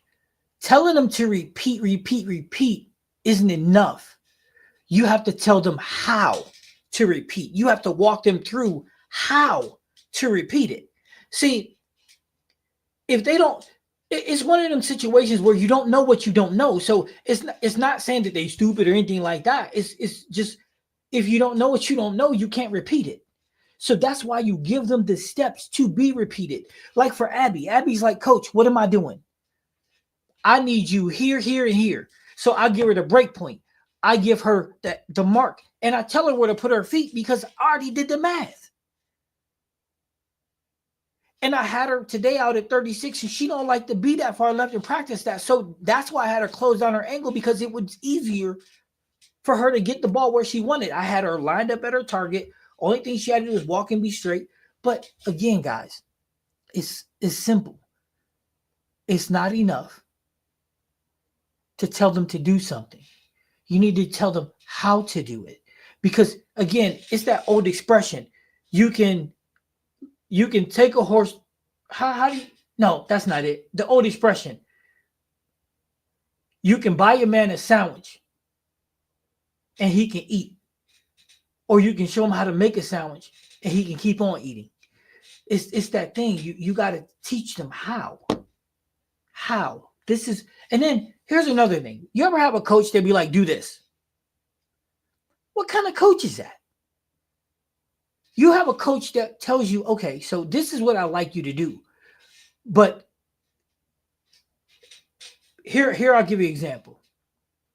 I want you to put the center of your chest at your target. The reason why is because you'll be facing your target and your chest will be open. What this allows you to do is just roll straight at your target, which also allows repeatability. So now the bowler knows what they're doing, how they're doing it, and what the outcome of it is going to be. That's how you coach someone.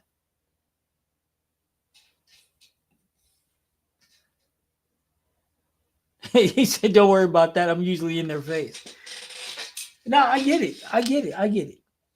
But here's the catch 22.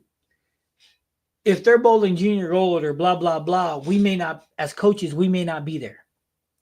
So that's why I say teach them the repeatability, because they should be able to repeat everything that you got them doing when they're not with you. And if you don't teach them the routine and you don't explain to them why, then they don't have that understanding. And I hate to tell you this, people don't do what they don't understand, or they won't like to do what they don't understand, even if they see success in it. That's how we're programmed, unfortunately.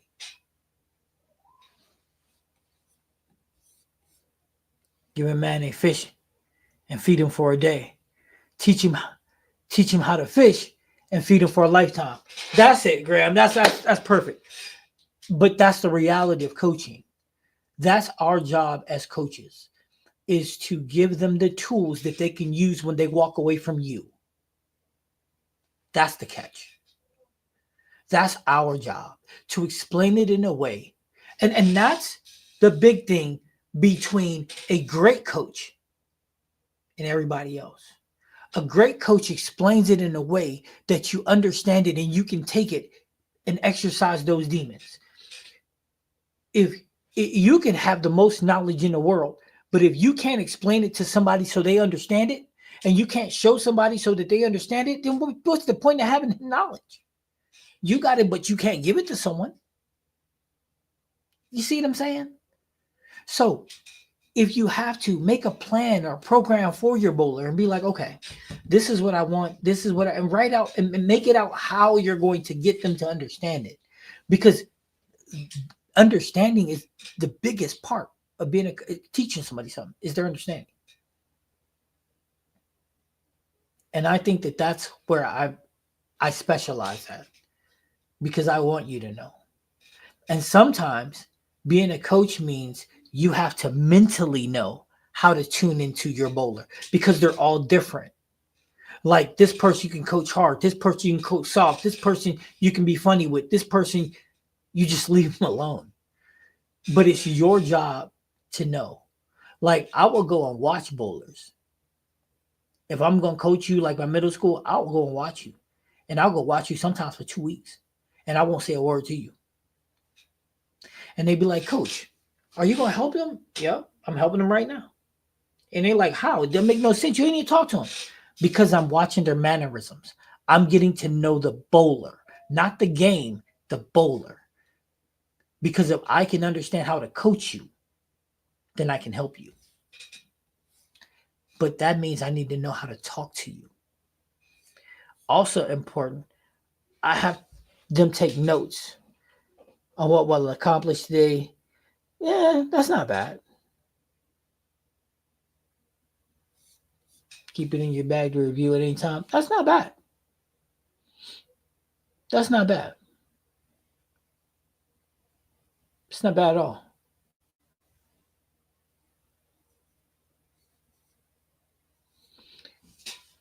You know what you can do, Frank, that you can do better than that?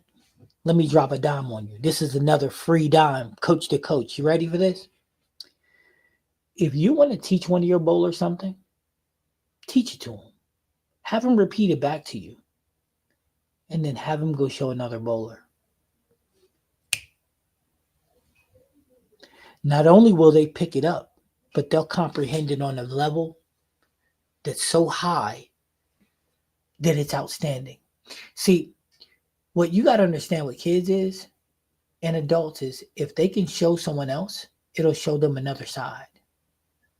See, teaching gives you clarity of understanding. And I'm not saying that they the coach. No, that's not what I'm saying. I'm saying be like, okay, Mark showed it like I did for Tyler. I said, Tyler, show Logan. Tyler showed Logan. And Tyler was like, okay, coach, this, and this is I'm having trouble. And then I navigate with him.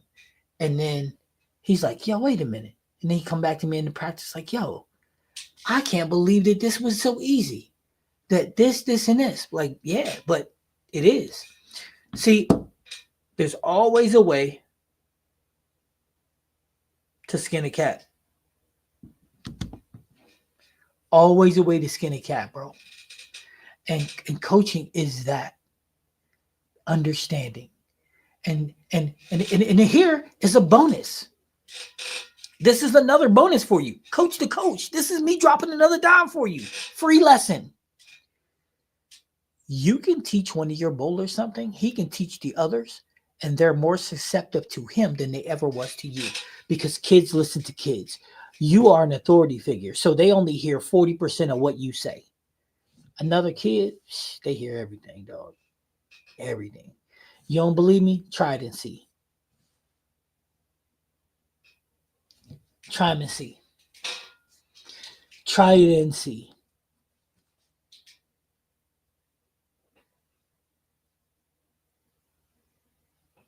Look at Graham. They free. Pick them up. They falling. I'm telling you, cuz you got to utilize the gift. You can have 3 coaches and 1 kid can do better than y'all. But you got to understand that and be confident enough to let it happen. And you can be there to help coach them and let him be a lead. Facts. Facts. Hey, Matty Ice. Yeah. Tyler's having problems with his 2-hand. Can you help him out? Yep. Next thing you know, Tyler's pushing 175. Why? Did Maddie just told him what I told her? See, but here's the thing. Use the tools that you have. And be understanding. Unfortunately, as a coach, you have a small window. You only have your kids' attention for a small window. Kids joke, laugh, do all that stuff with each other. I'm telling you. It works. Love it. And if they do well, words get out. And they will say, how did that happen? See, Coach Frank, that means I did my job. Hey, that's it. That's it. That's it. What's going on, Chad? But listen, the key to success is humility. Be humble. Be humble. You don't see me be like I'm the best coach in the world or I'm this or I'm not. I'm not. I do the best that I can do with what I got. I'm not afraid to have one of my kids help one of the other kids. I'm not afraid to take a step back. I'm just me. But Frank, use all those tools to help you. And I know you're like, man, if you have to rewind this back and watch it, it's at the 2-hour mark. Do it. Because I'll promise you this. You try those methods. You'll come back and be like, Coach, I don't know how you know this stuff. Because I didn't get this stuff from Kegel. This is trial and error. But you got to understand people. And you'll come back and be like, Coach, I don't know how you knew this, man, but this stuff works. You dig what I'm saying? I got kids from all over coming to see me. Parents text messaging me, calling me like, hey, can you coach my kids? it's not because I'm the world's greatest coach. It's because I just love what I do, and I have a clear understanding of how things work. Yeah, Chad late to the party. Chad must have been bowling or something. Chad come in with his cowboy hat on like howdy.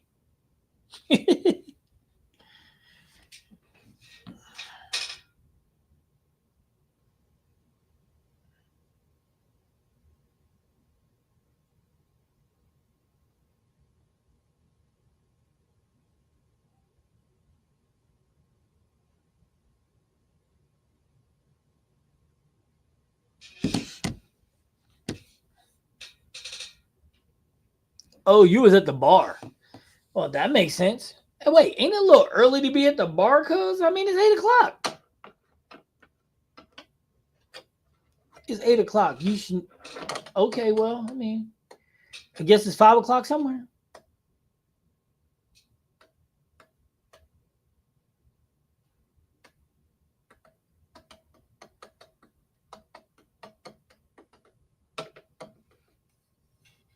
Right. No wonder howdy. It wasn't first time out, right?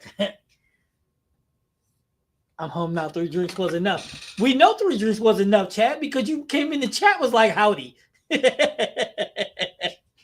Yeah, you came in like howdy. That's you funny. I like it though, but you know what I mean.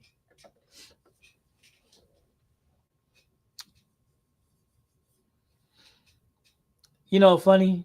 This is some real stuff. About 3 weeks ago, I told Abby's dad, I was like, "Listen, man, we want to win state."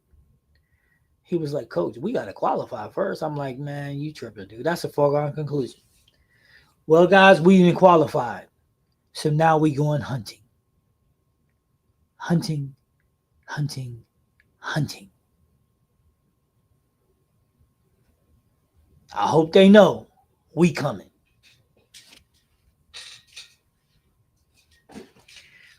Tonight, Chad is about Abby and Abby.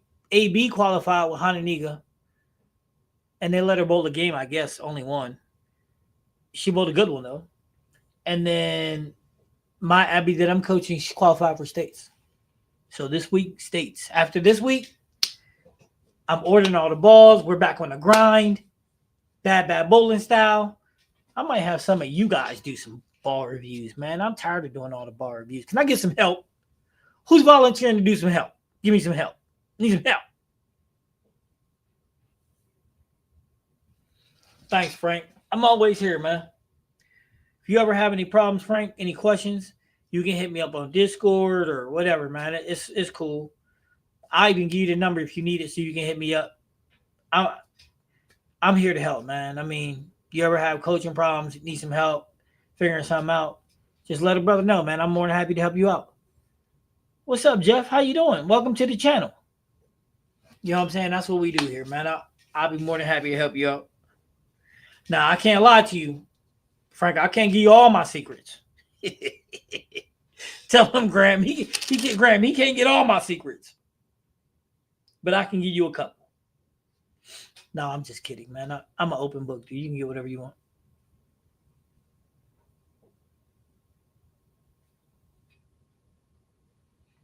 And then you guys may get to see me beat up on ground. Listen, man, I don't want to talk about snow. We got like 6 inches of snow in like 3 hours.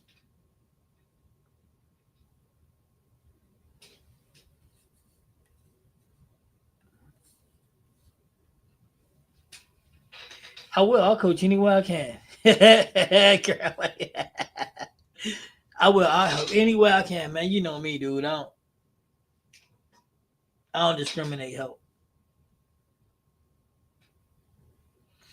Nah, I'll help any way I can, man. I just love what I do. You know what I'm saying?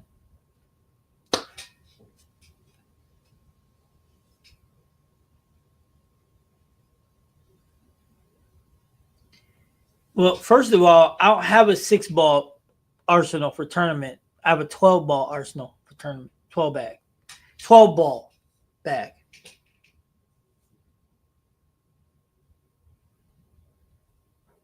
But if I had to take 6, If I had to take 6 right now, I would take the Ion Max. I would take 2 Arctic Vibes. I would take. Wait, is it a PBA event or is it a regular house shot event? A regular event? Because they're 2 different bags. Graham, he almost tripped me up, cuz. Graham, he almost tripped me up with this upcoming Wednesday. Yes, last Wednesday was canceled because of that 6 inches of snow. Actually, then we got like 3 and 4 inches of snow last night. Okay, so for a regular event, I'm going Ion Max, Arctic Vibe 3.5 inch pin, Arctic Vibe 5 inch pin, IQ Ruby,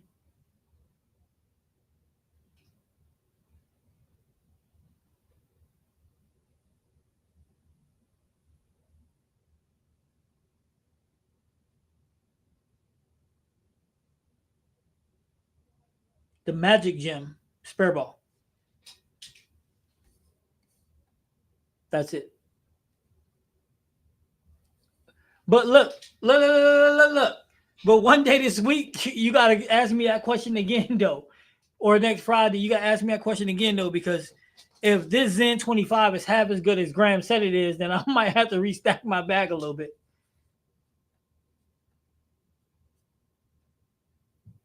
I'll help if you need me. Yeah, to do bar reviews, heck yeah, man. I'm tired of doing all these by myself.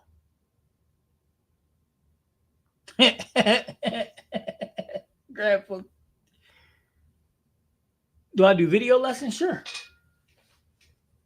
Sure can.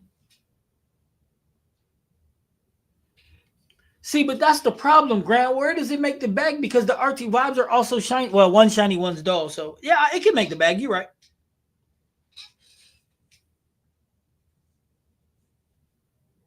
See, but here's the funny part, though. Hey, Graham, between the Arctic Vibe 5 inch pin and this Zen 5 inch pin, which one is going to. Whoa, see, that's a problem, because. No, it ain't no problem. I'll just put surface on one and not the other. I'll put more surface on the other one than the other. I'll stagger it that way.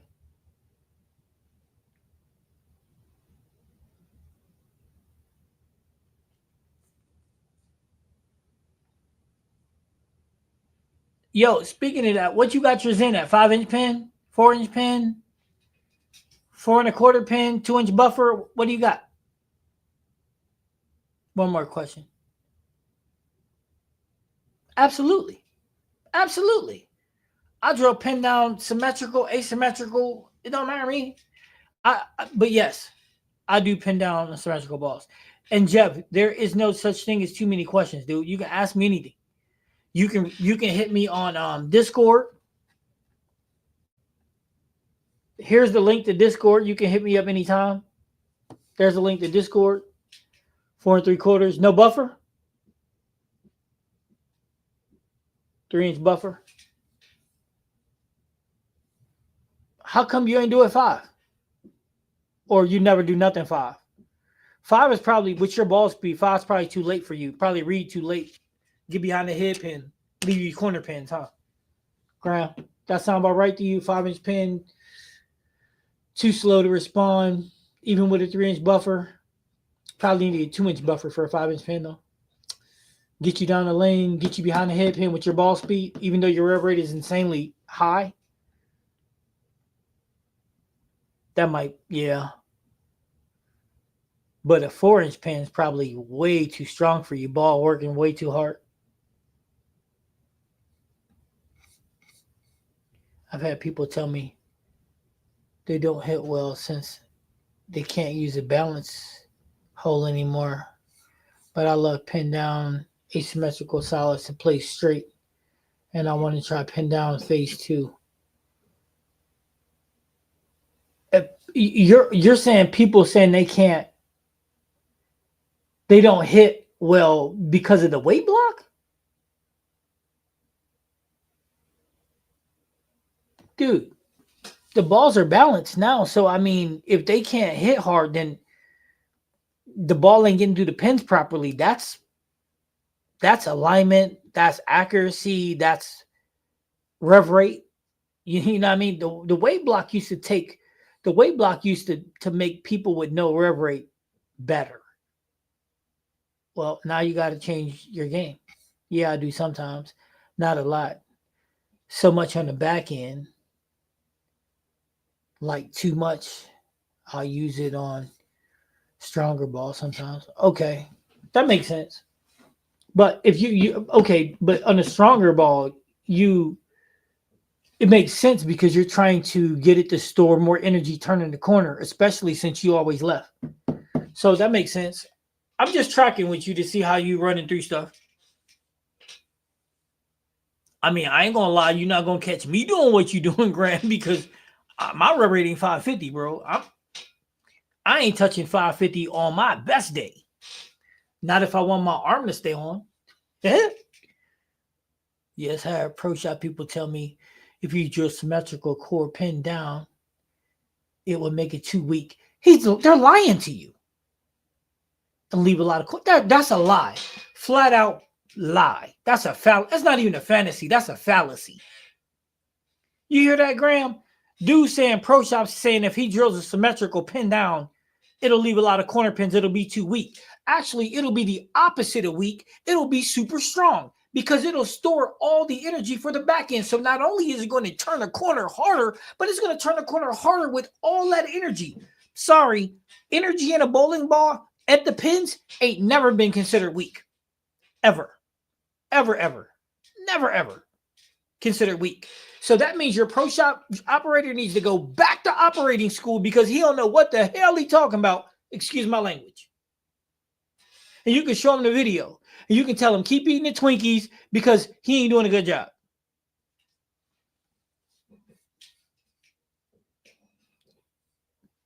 I drilled a pin down phase 2. And God told me to make sure I bring my spare ball. Dude is an idiot. Correct me if I'm wrong. Rev rate should be counted on a plastic ball. You can count a rev rate on anything, but you can also count on the plastic ball, yes. But you can count on anything. I mean, anything. I've thrown a plastic ball on Specto, a solid on Specto, and a pearl on Specto, and that was pretty much the same. This is what I'm talking about. How are people supposed to trust pro shops if they're giving out bad information? And Jeff, just so you know, Graham is the PBA pro.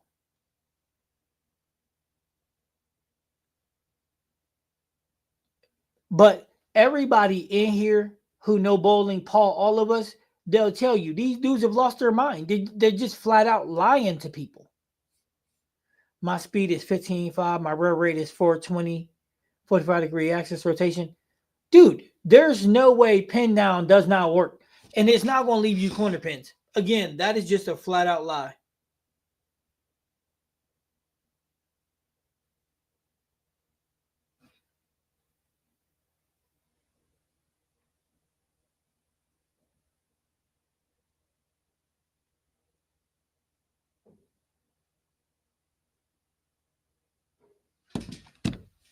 It's insane, man.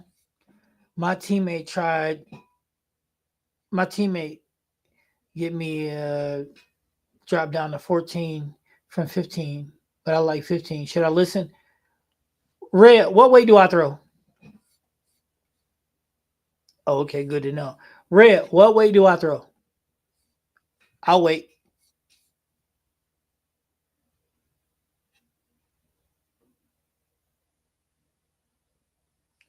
Okay, so why would you think a dull reactive would have a lower rev rate than a plastic spare ball? I'm just asking for a friend. Just at 782 with my pen down. Exhale.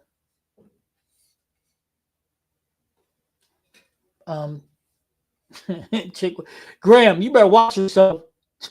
Graham, you better watch yourself. Don't make me come to Texas. That's right. I throw 14. And there's no difference in hitting power between the two at all. But what it's going to do, it can lift your rev rate a little bit. You better be just messing with me. Thoughts on the phase two. I would never get rid of that ball. I don't even have a phase two. I got rid of both of them. One I threw in Rock River and the other one I gave to a kid. I don't even have one. No. But all fairness, that was before I start using the yo-yo release. I have not thrown a P2 since then. It rips up the oil and slowing down. Okay, so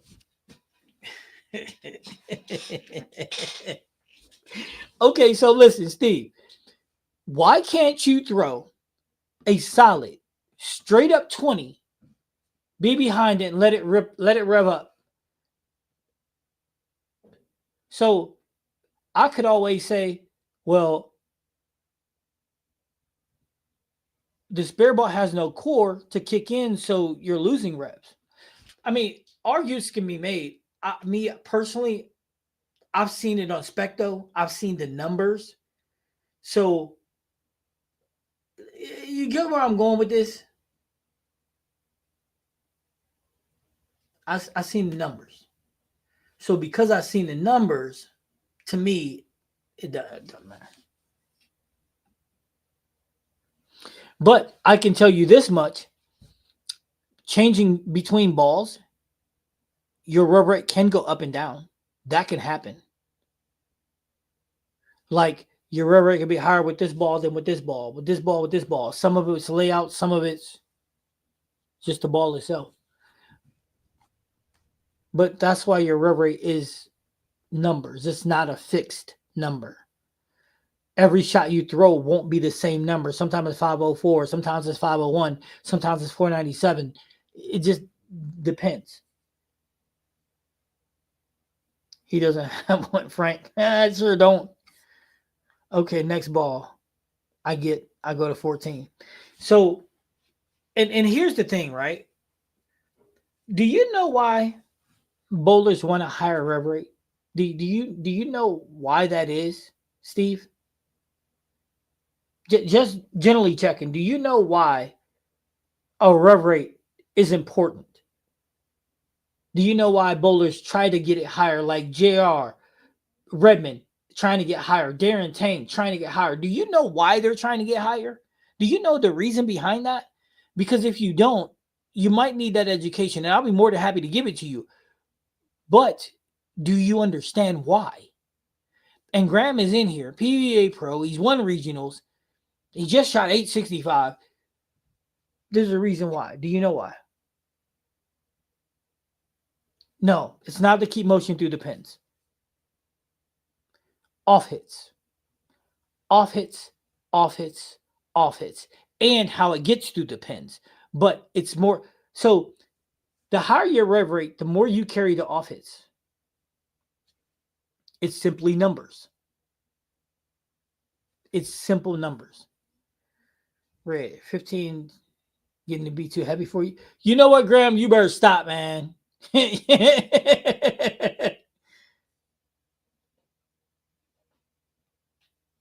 Graham, you better stop. Stop picking on people, dog.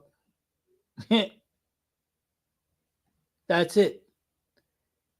You're trying to... That's it. Connect in there. You get to... Right. But, yes, the off hits. And guys like JR are searching to get to those off-hit numbers. I mean, it's important. I mean, I carry more off-hits now than I did when I was at 350 or 300 because, believe it or not, my rev rate, and everybody can tell you, my rev rate went from like 250 to 500 with the yo-yo release.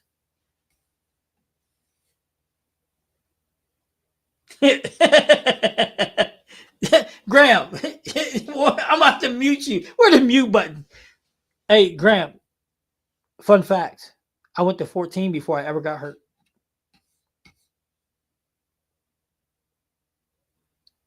Absolutely.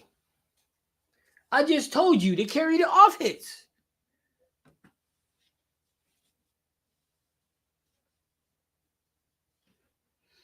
Okay, so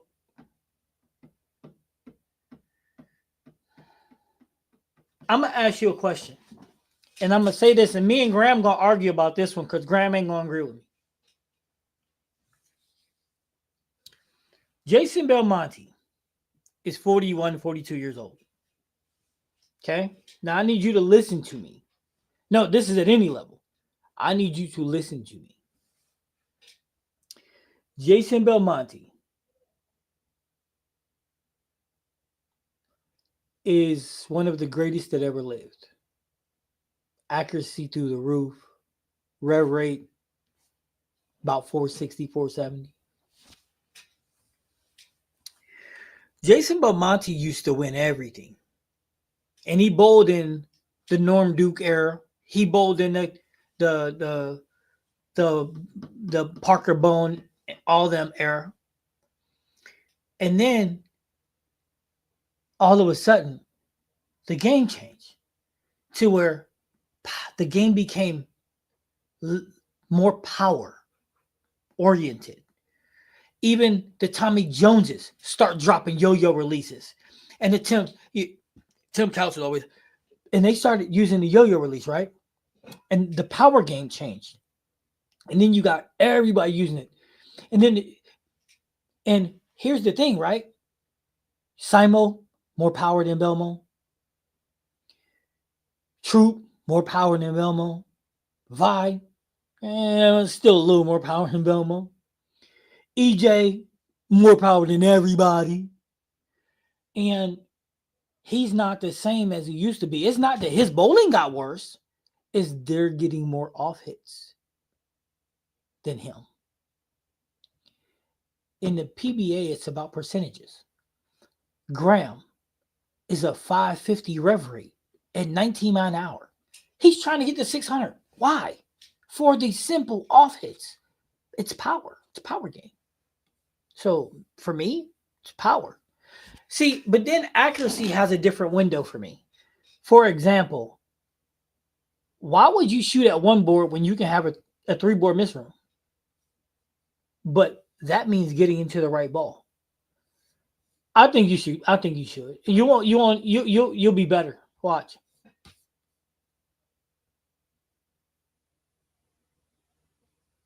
My definition of off hits, meaning not hitting the pocket in the correct angle. Yeah. For example, off hits with a 500 rev rate, you carry a hell of a lot more mixers than somebody with a 200 rev rate. Just facts. You throw pins, you splash pins around. Hey, Graham, are you still in the chat? You still in the chat, Graham? I'm going to be. I was going to over the last few years, but I've been hurt a lot. Tore my bicep, then tore the bicep, the distal tendon at the bottom. I'm just hurt, man. But I'm going to. I'm going to be bowling with Graham here shortly.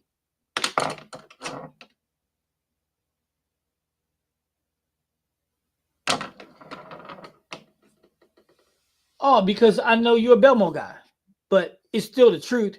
Here, this is what I was going to ask you, Graham. When you're bowling, because I know you bowl with Stu and Barnes and all them, right? Do you guys bowl with rev rate bowlers like 300 who just don't carry the off hits that you guys get, like when you're when you're mixer in the pocket? Jeff, how did I tear my bicep? So listen, in March I tore the top of it. And then in December, I tore the tendon that goes between the two. And the doctors, they take it easy. And I'm like, yeah, right there, bitch. I ain't doing nothing. I'm doing what I want to.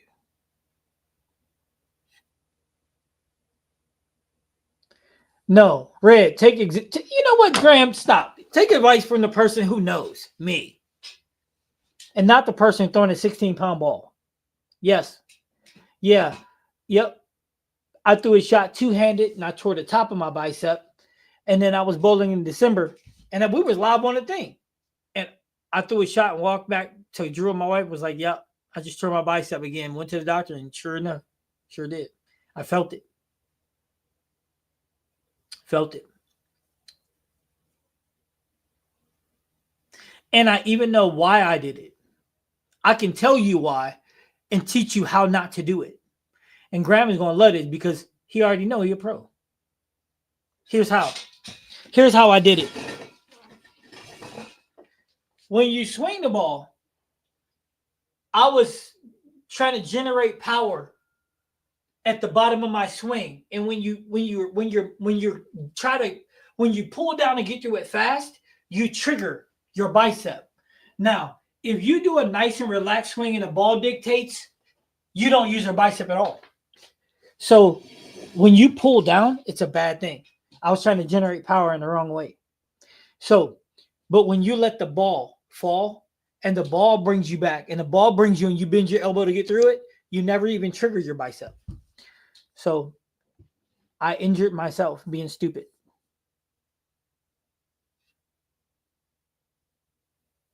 Right. And that's, and Graham, and that's the difference between somebody winning and somebody not cashing is the off hits. It's the off hits. Unfortunately, that's how it works.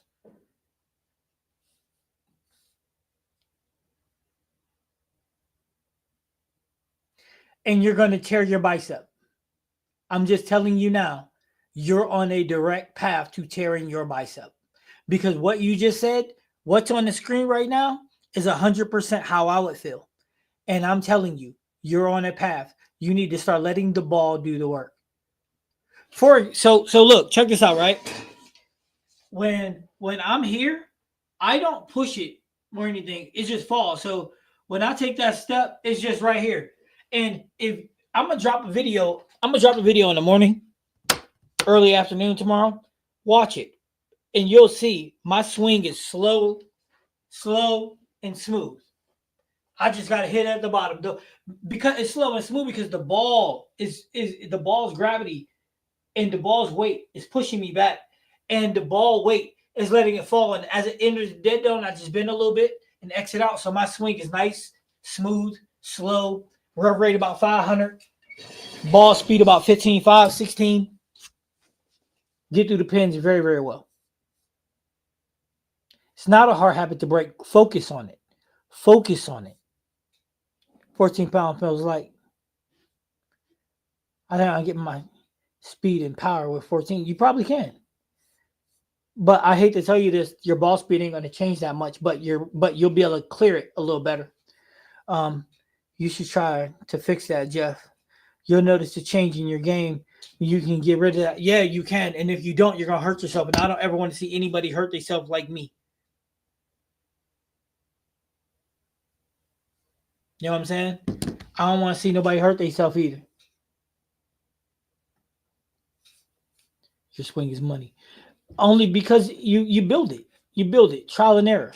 Like I was telling Coach A, I was like, yo, dude, when I made this swing to my change, just letting the ball fall, Graham, I bowled 6 games on Sunday. I ain't have no pain in my bicep. And then my wife had me move some water, and I was like, damn, my shit hurt. Yeah, I was like, no. Yo, it hurt so bad. And then I moved some water yesterday. Shit hurt so bad again. I was like, man, I'm about to cry. This shit hurt so bad. I'm like, how I get through 6 games? But it's because you don't trigger it. You don't trigger it.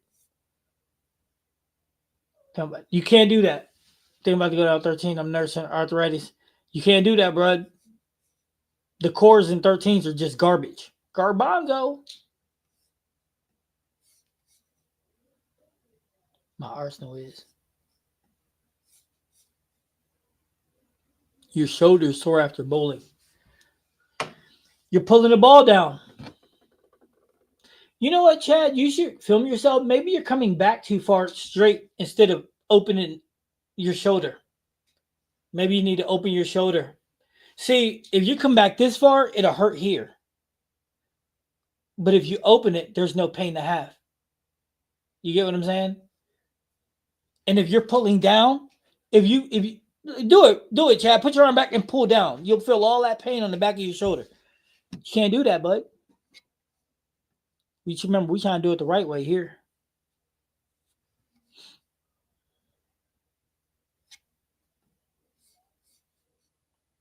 The Ion Max, the XL pin down, the Equinox P2 pin down, the Road, the OG High Road, the spare. What do you think?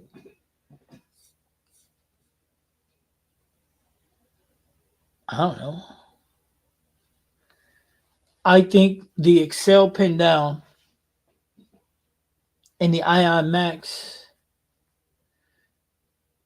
no, it's good because your Ion Max is your symmetrical anyway, but so is your P2, but it's stronger than your P2. I don't know where the Equinox. I'm not sure about that yet, but it don't look bad.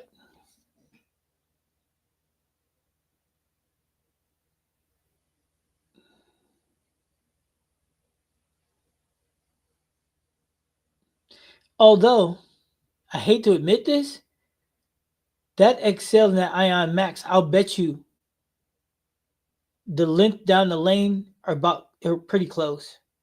I'm gonna gamble and say that, aren't it? Yep. And then on top of that, your P2 is probably getting about the same. The RG on all of them are probably about the same. Off the top of my head.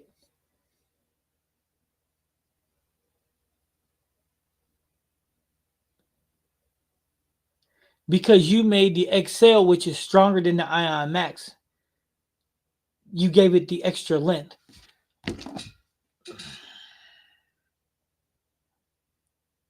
See, Graham, this is a problem when you're too good at this stuff.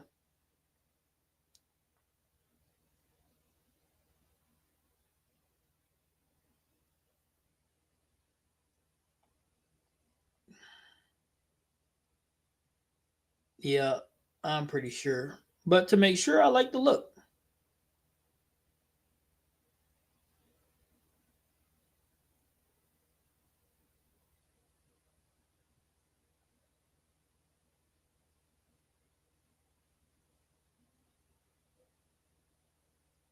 I think they're all three close.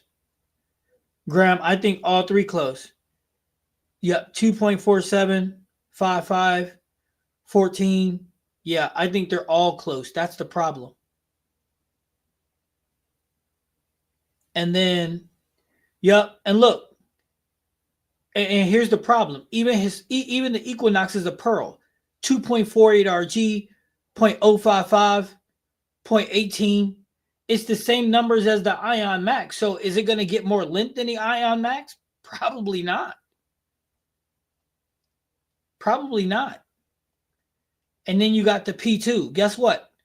The P2 numbers 2.48, 0.051. Now, that's going to get a little more length. So we might be okay there. And then what's the last one? Oh, the XL. That's a Roto Grip Special. See, that's and then the XL numbers is the same thing. 2.5, 0.056 diff. So what happens is it becomes cover friendly. So the cover for the XL is a little stronger than the P2, and the Ion is a little stronger than the P2. So it will, coach, kind of can't go by those numbers. The change after the drill and the cover matters most important. Hey, I agree with you, but I'm just saying though. Yeah. I'll tell you this, I wouldn't stack all I wouldn't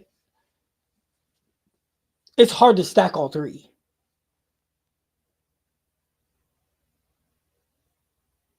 It's hard to stack all three.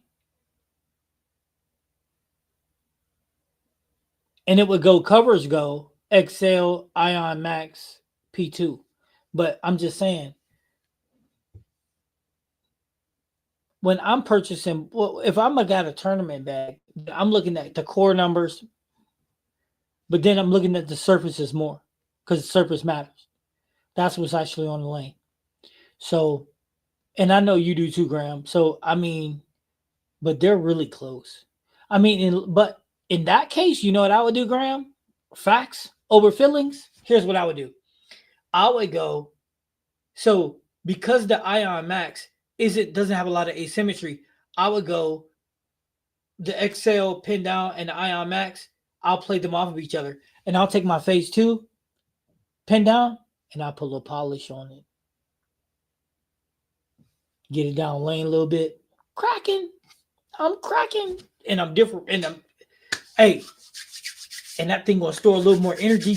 Hey, Graham, put my feet about 34, 35. Mm-hmm. Yo, and you know I'm swinging that thing about 10. Man, I'm dropping bangers. You'll be like, Coach. See, I don't mind putting a little polish on a ball like the P2. That's if I had one. I must have had a rapture. My tension over 35 years ago. You ruptured your. Oh, snap.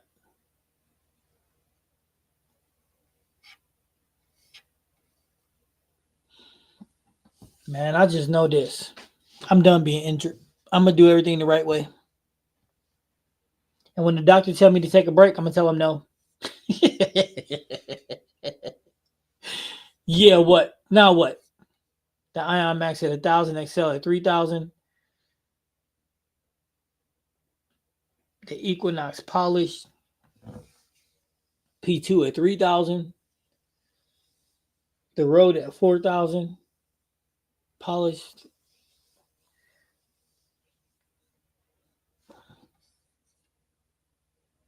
Hey Graham, do you see these numbers, Graham? So now he made the Ion Max the same strength as the XL.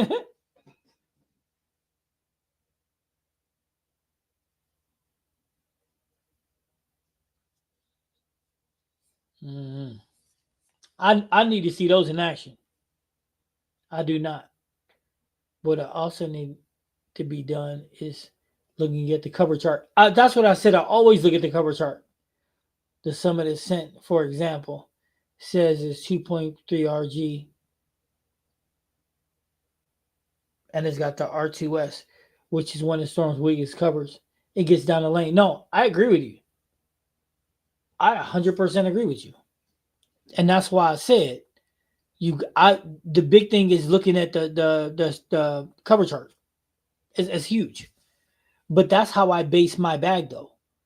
I look at Brunswick's cover chart, especially when it comes to the vibes and all that stuff. You got to, because that tells you a lot. You know what the core's supposed to do, but cover matters. Cover matters. We both know that, man. We gotta get on with our bad self. Cover matters. And that's why I think that the Arctic Vibe and the Zen are really close. Man, I still ain't ate since lunchtime. I think we ate at like 11. I still ain't ate since then. Yeah, Max is 7 boards stronger than the Excel. It's unusable in house for me. Forces me way left. Then won't quit making the corner on the back end.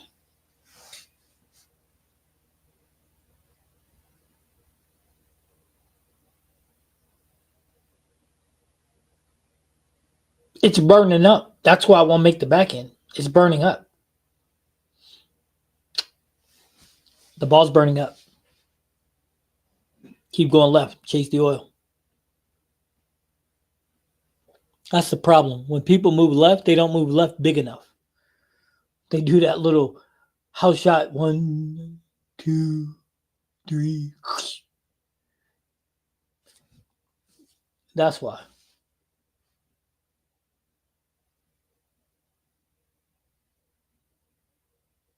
burning up. So I'll go left. The oil in the heads is gone, or it's too light. It's burning up. That's why it's not making the turn. But then again, I don't even know how it's drilled. I mean, do you know your PAP, your axis tilt, your axis rotation, all that taken into account when your ball's being laid out for you? Or is your pro shop operator just drilling your 5 up and 5 up, or 5-1 up, or 5-1 down? I mean, there's a lot of variables that go into play. I mean, is it drilled 3.5-inch pin, 4-inch pin, 5-inch pin? Is there a buffer? I mean, there's just so many things, Jeff, to dictate how strong or how weak a ball is. But you're saying it's 7 boards stronger than the XL. But it's burning up. Burning up means you ain't getting far enough left.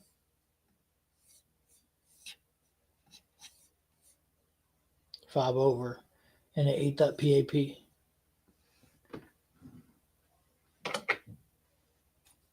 I think I got the only. I don't think I ever met anybody else with a 6-inch PAP.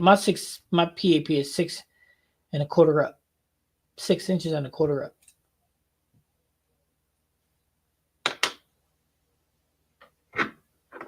$55 by 4 by 25. Oh, whoa, 2.5.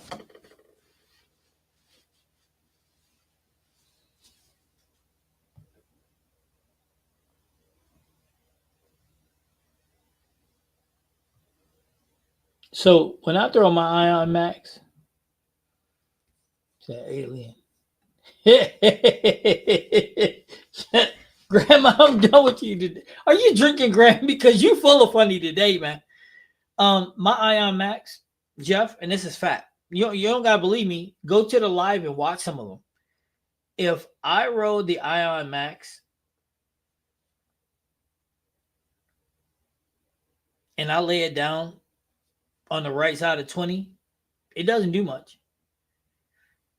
Now, if I'm way left, feet 30 to 35, 38, and I'm swinging it and I'm playing it, 20 from 17 to 10 all the way in from like 22 to 10, it turns the corner.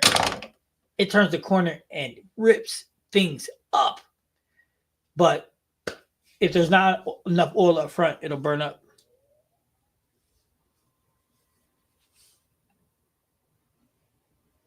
That's not a bad pin down right there. What did I make pin down like that? Oh, my IQ Tour. Yeah, my IQ Tour's pin down. Oh, I knew what you meant, Frank. I knew you meant Tenet.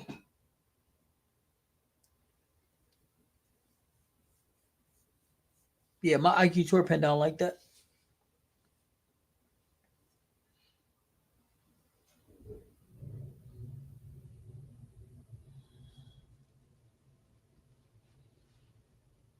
Hey, Graham, maybe we should have a 300 challenge too.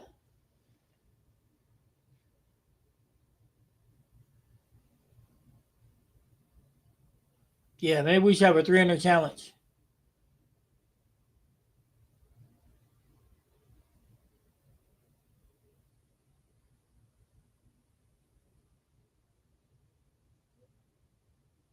I think that might be fun.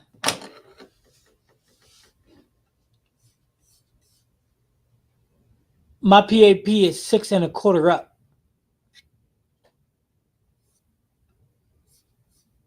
Like a 30-day 300 challenge. Anybody get a 300, get a ball.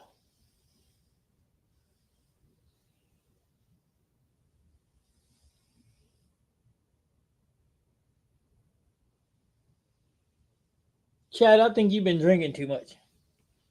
I ain't never liked the Zen. Ever. Not one. But you could be right, Chad. It can be a first time for anything.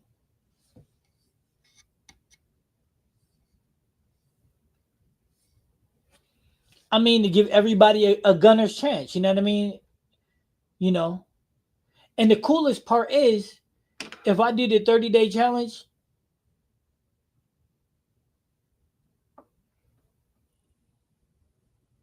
me and Drew and Sean and us, we're gonna get in it too.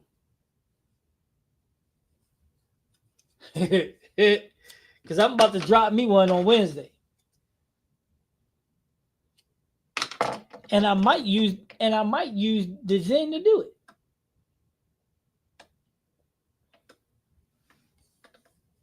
And Chad, you're a little drunk. It's okay. We ain't gonna tell nobody.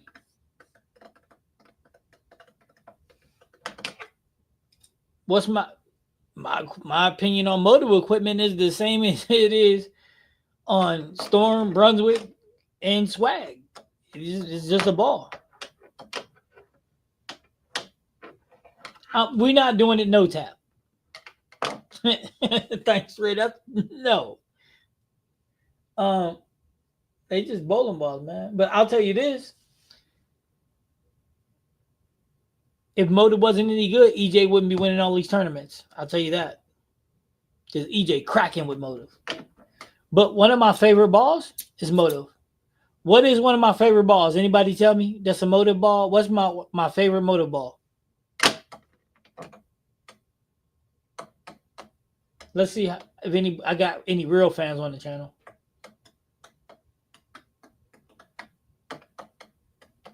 What is my favorite Motive bowling ball?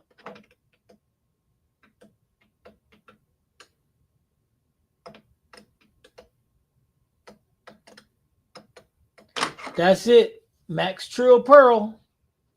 That's like balls like American Express. I never leave home without it.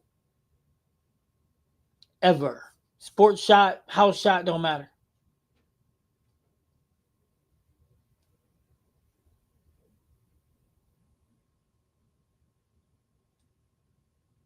Wait, Swag is made in California. Why would Swag get hit with tariffs?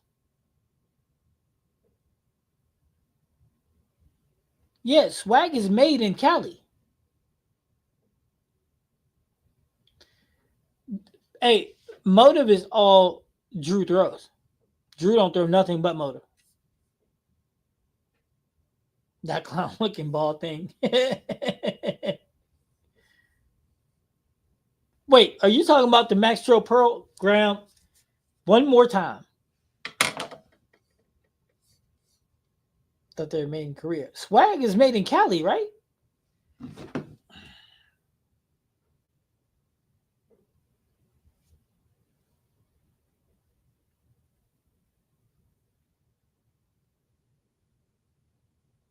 I thought they was made in Cali.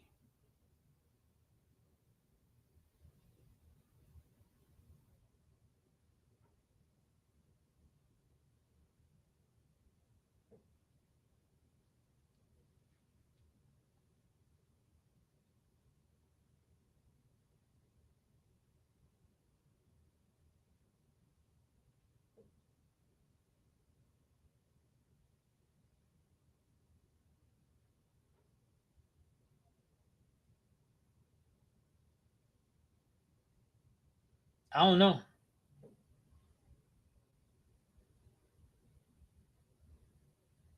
I don't know. Maybe it is. But did he put Swag? But he did. But did he put?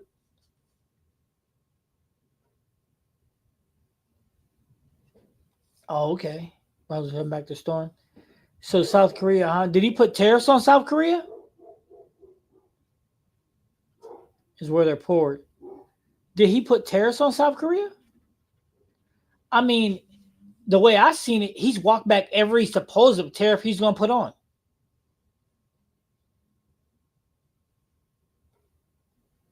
So from OBJ, right? I mean, every tariff he said he was going to do, he didn't do. He backed out of everything. But we ain't going to talk about this. That's not a conversation we're going to talk about. No, that dude's depressing.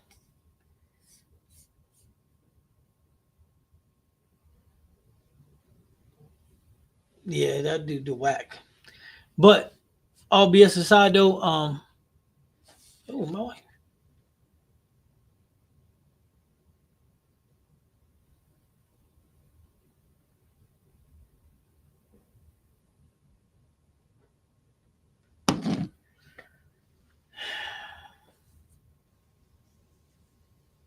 Um, but I'm going. Well,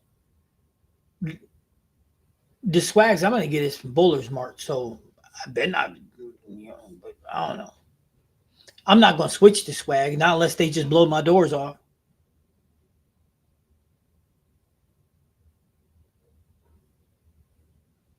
See, I don't take stock in brands. I don't.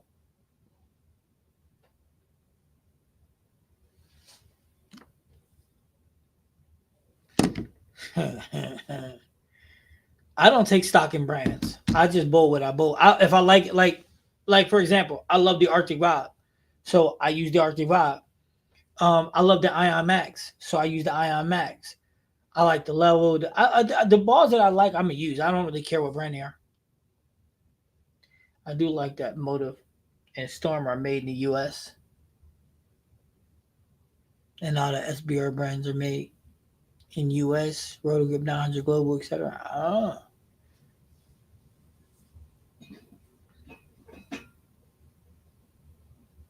I don't know. Hey Graham, is Jopo made in the U.S.?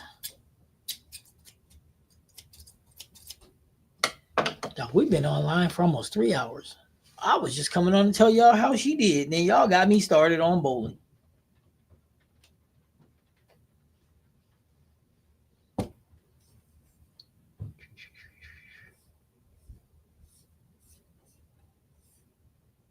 Oh, yes, sir. Yes, Jopo America. Good. You know what else is made in America? The perfect fit, baby. You should get one if you got a Jopo, a it or a switch grip. It'll keep track of it for you. Keep it from breaking, chipping, any of that in your bag, loose or losing it. Put it in the perfect fit. Nope, never. No, here's a question, Jeff. Why would I do that? Give me one good reason I should take a deal from a ball company. Just one.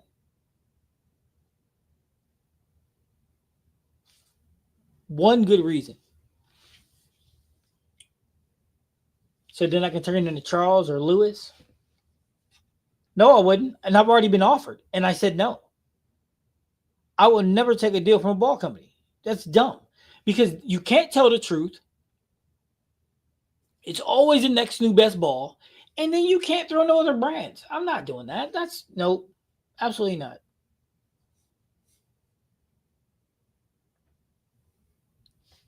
This coming week we're gonna make sure you guys can get the perfect fit.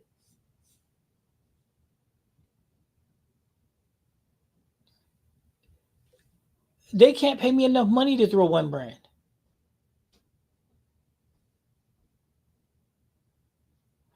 I like what I do, Graham. I like what I do. I like how I do my ball reviews. I like to be able to be honest. And you can't tell me one person who's on staff is ever honest. None.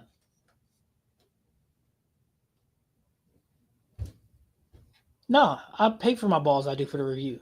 Every last one of the balls I do for a review, I pay for.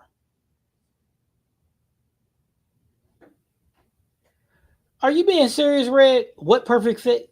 I'm done with I'm done with you, Red. What did you miss? Hold on. Give me 1 second. I'll be right back. I'm gonna go grab a perfect fit and show you.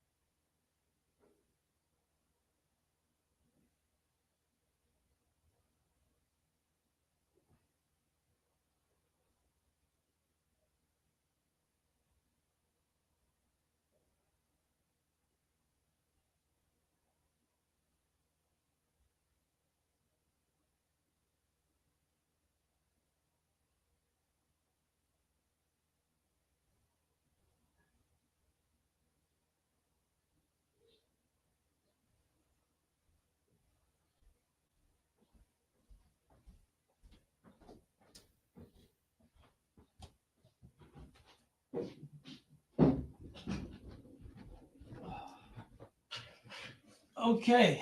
Sorry it took me so long. Okay, so let's see what we got to say here.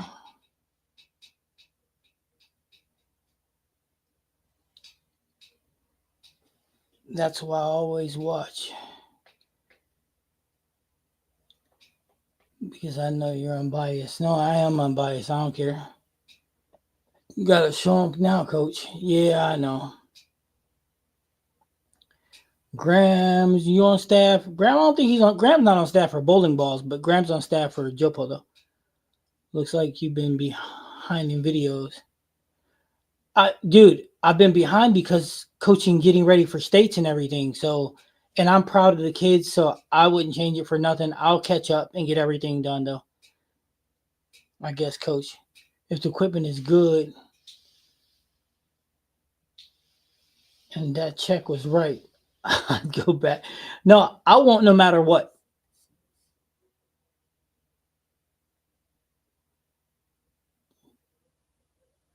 Not anymore. I dropped staff contracted to start.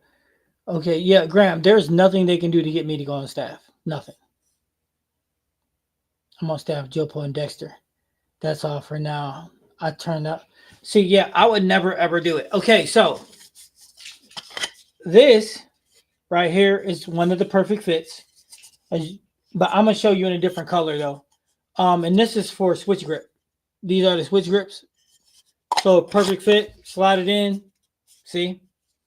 Perfect fit lets you house your stuff. Okay, so here's a blue one.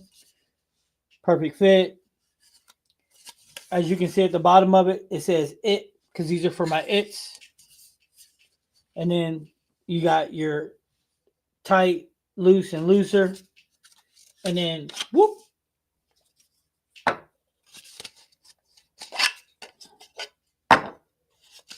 See that? So it's your thing. So instead of just putting your, when you go to bowling, you see league, you see these sitting on tables and stuff like that in the night. Somebody's always like, where's my thing? Well, guess what? With the perfect fit, you don't got to put it nowhere.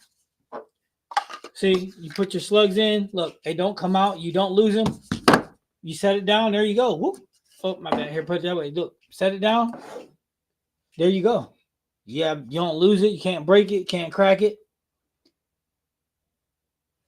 It's for Jopo too. I just don't have it. It's up. Well, I have one here? But yes, the Jopo one's already done. And Graham, like I said, I'm gonna send you one too. Is being staff overrated? Nah, being on staff ain't overrated. Just got new Dexters. Oh, I like that because it's sweet. Yep. I hear Jopo coming out with the removable fingers. Yes, that is true. And guess what? We'll have a perfect fit for that too. I'm going to need one soon. I just got 2 new Jopos. You'll be able to get it this week. I left mostly because of all the red tape. Yeah, see, that's a fact. Love him to throw whatever you want, Graham. That's a big thing. But also all the red tape, man. Look, we both know we all know I got a big mouth. I'm gonna say whatever the hell I'm thinking. I don't care if they like it or not. That's why I would be on staff for one day. I'd be like, this ball sucks. They'd be like, you're fired. This ball sucks. I just showed what the perfect fit was. You didn't see it, Frank? Perfect fit. This is where you can store your Jopo switch grip or your its. It's perfect fit. Protects all your stuff. Look, protects it all. Tight, loose. You know what I'm saying? Perfect fit. It's easy. The same way you push it, your Jopo it or switch into your ball, you put them into there. It's just how you store it. You don't have to leave it on the table no more. You ain't going to lose it. You can't break it. And check this out. I can stand on it. I can do all this. Guess what? Don't crack. It don't nothing. It protects your stuff better than your car does. And guess what? You can't get one Unless you get it through where? Bad bowling. Facts.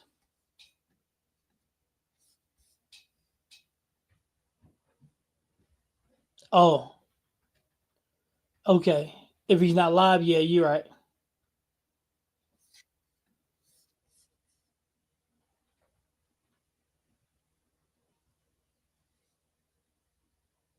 Yes, 100% exactly why.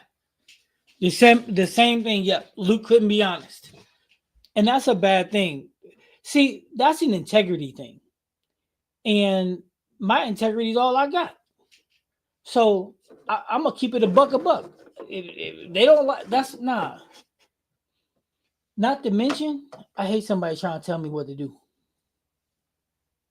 So no, I'll never take a brand deal. I'll take a deal. I mean, like I'm on staff with Bolify. Bolify, best jerseys out there. Get you one. Use the link, chat and link. Use the code. Get your discount. So with Bolify, but that's just jersey. That's my jersey thing. So, and I love Bolify. I'm wearing Bolify jersey right now. See, Bolify jersey right now. All my jerseys are Bolify.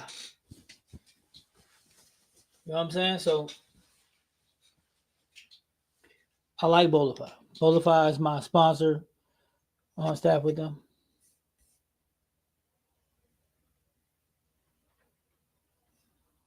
What do I think was the best era of the PBA?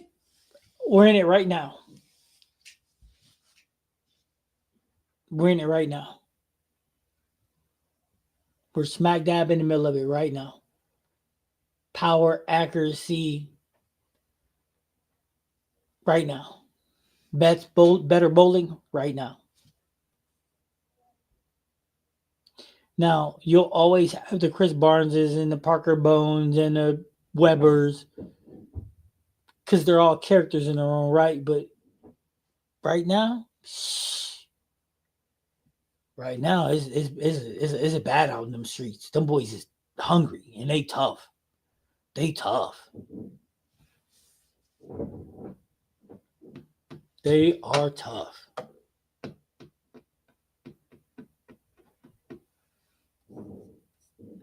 The mustache era. Nah. Nah. The game is crazy, but it is what it is. People like to live in the past. But evolution has changed the game. Right, the game has changed. The power in the game is just insane.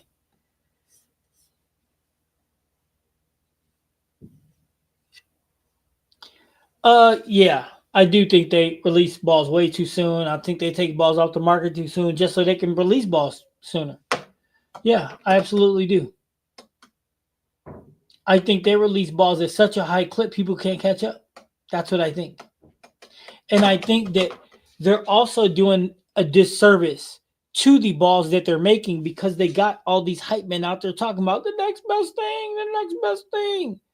This just hit different. This just hit different. And because of that, they're watering down their own product. Instead of allowing people to see it, it's always this hits different. This is the next best thing. It can only be the next best thing so often. I have to be honest. I usually only listen to live for about a half hour. No, over half hour. You got me laugh. You got me hooked. Listen, I'm just glad you watch it, but I mean, if you can only take pieces at a time, that's what you gotta do. But we be having a good time in here. But I'm telling you, it's the next best thing. Hey, Frank, you should watch the whole thing because it hit different.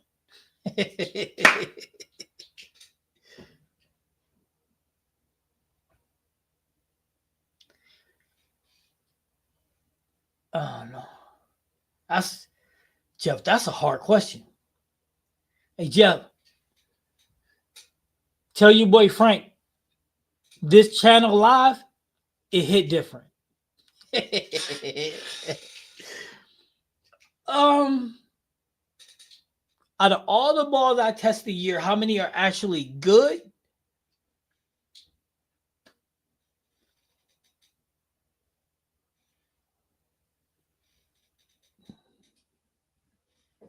%, 20%. Wait, serviceable, good, great. Great about 5%. Good about 15, 20%. Serviceable, a lot.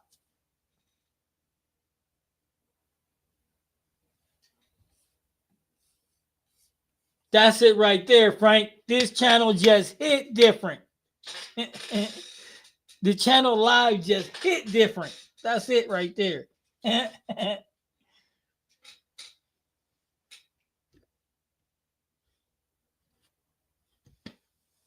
But yeah, on a real talk, real side though, it's very, they differ.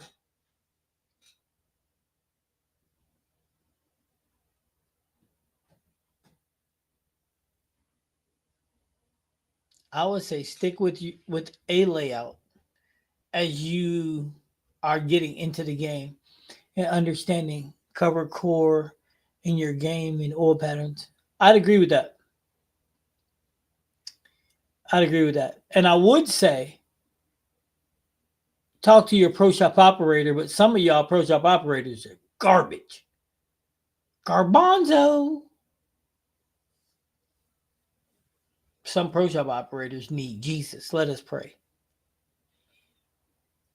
I'm being serious. It's bad in these streets. It's really, really bad in some of these streets. I just put that out there, man. Some of them are actually stealing money. Yeah, some of them are stealing money. Amen.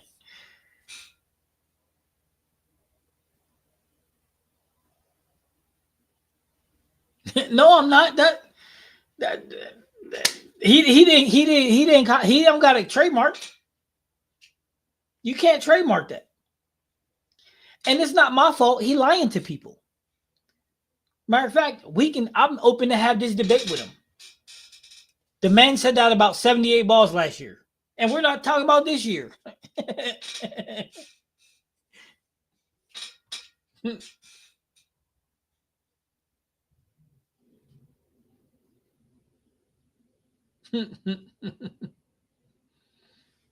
Twinkie motherfucker. Anyway, I could really mess him up and be like, that boy lied different. That boy just lied different. That boy just lied different. That way I could be like, that boy just lied different.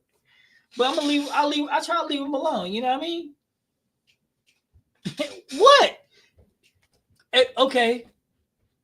Tell me I'm wrong. Tell me I'm lying, Graham. Tell me I'm wrong. We 3 hours in, dang. Hey, my man shook the pillars of hell. Tell me I'm wrong, Graham. Tell me I'm wrong. That's all you gotta say, Coach. You wrong, because you know I'm not. The boy lied different. That's it. The boy lied different.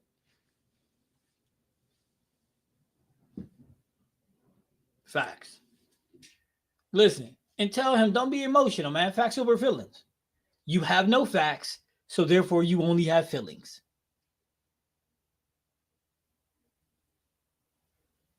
Man, look like a Teletubby.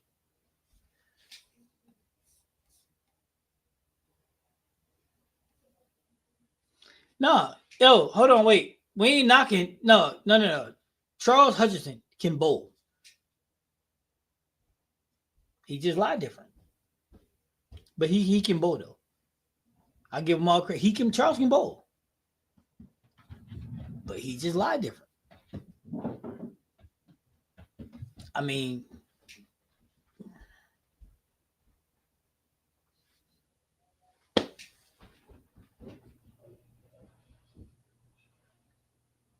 $78 ball reviews. This just hit different.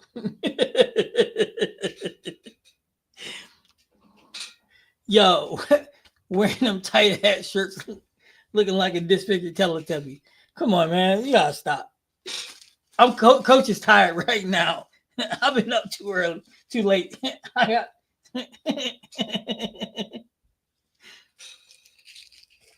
I'm tired. I need a nap.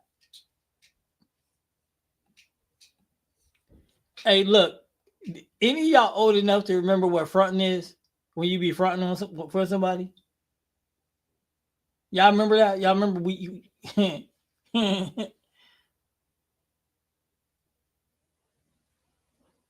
Huh? Y'all know what I'm talking about? You be fronting. Ron H. Do I know that?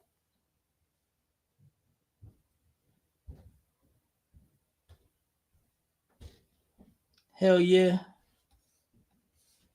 Hell yeah.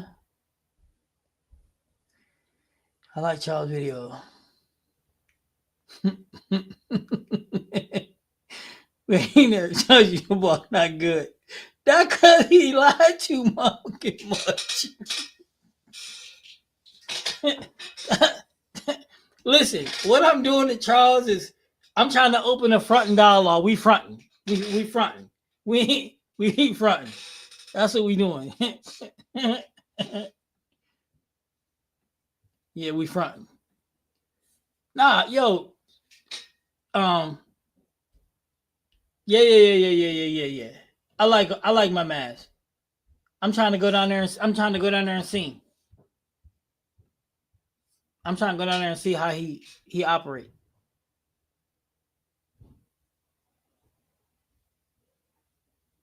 Yeah, sure do. It'll be listed on the Bad Bowling website and everything. Yep, we're putting them for sale. They'll be to market here shortly. Yes, Steve. To answer your question, yes, for the perfect fit, yes.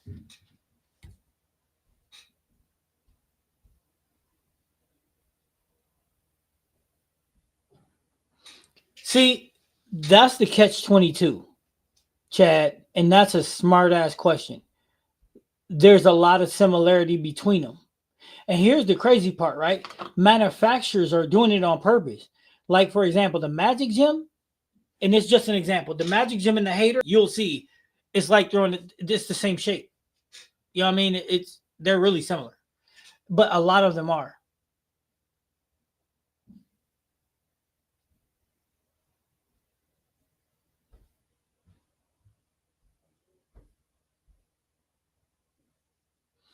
Okay, so he said, if Chad's lying, just mute the video. Like I said, I learned more from watching him than Darren Tank. Of course, you're learning more from Charles' shape than Darren Tang's. Darren Tang is a seasoned professional. There is a big difference between him and Charles. Huge. Not even close. Not even close. But I'm not going to mute it because I like to hear him lie. Listen, there's more to Charles's lie than just him talking. Have you ever watched Charles bowl a game and they put the score up? You'll see him split and leave an open frame, and it'll be a strike in the place. and you be like, well, the person who cut it for him must have made a mistake. But then Charles would be like, yeah, I just bowled 237. You like, no, you didn't, lying ass. You just had open frames right there. Go back and watch. You'll see. You just go back and watch. You'll see. And is there another channel honest as mine?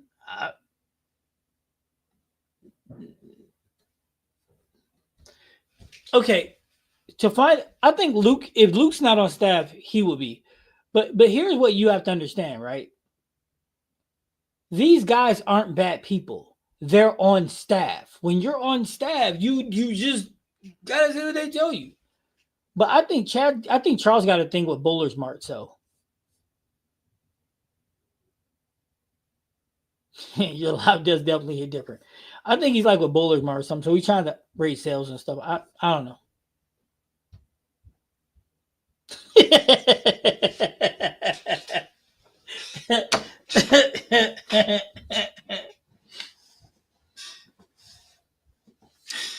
Yeah. But facts over feelings. Facts over feelings.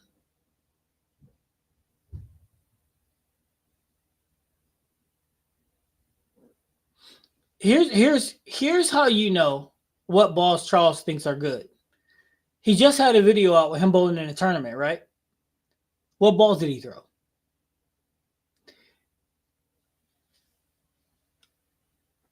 Boom. There it is.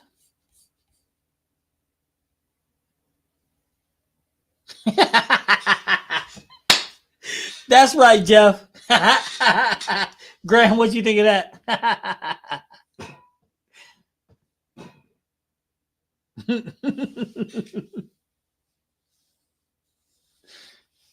Oh man, we're gonna be trending.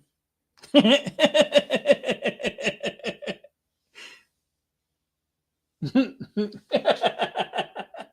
gonna be trending. Oh man, we gotta stop.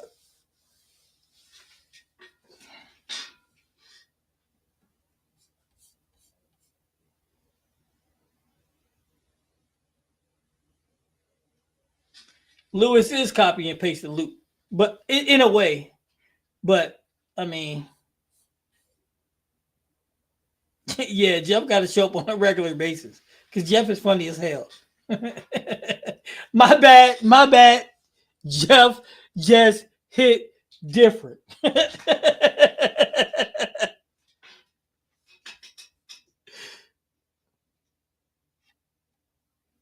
Oh, hell no.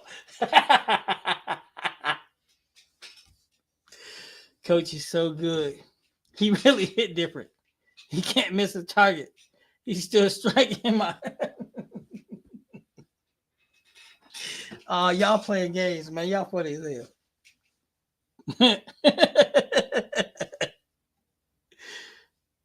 Yeah, that's what I'm talking about.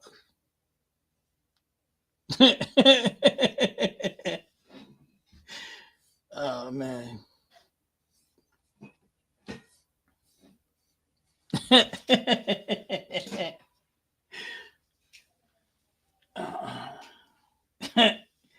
Yo, y'all, hey, just so y'all know, there is no haterade in our heart, right? There's no haterade in our heart. Yeah, there's no haterade in our heart, man.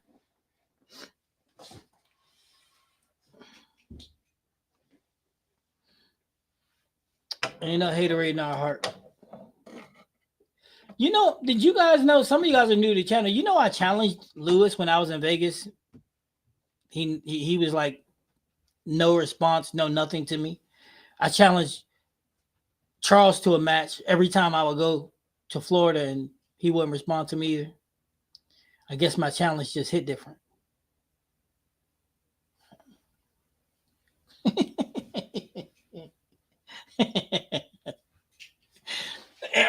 Yeah. But maybe they'll both take a challenge from AB or one of the girls.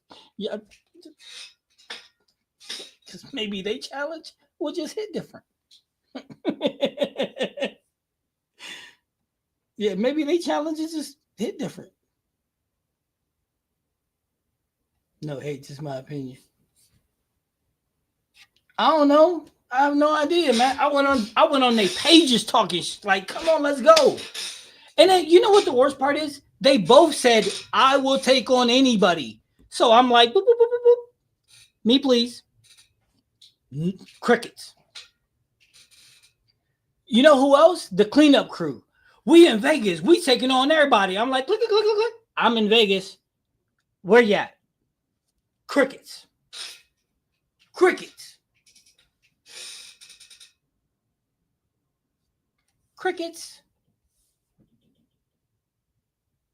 There's nothing to lose. There's nothing to lose. What up, Revs? There is nothing to lose. That's the point, man. There is nothing to lose. Like I said, maybe they want to bowl AB or Abby or one of the girls. You know what I mean? I don't know. But here, how can he get defensive when he the one put it out there?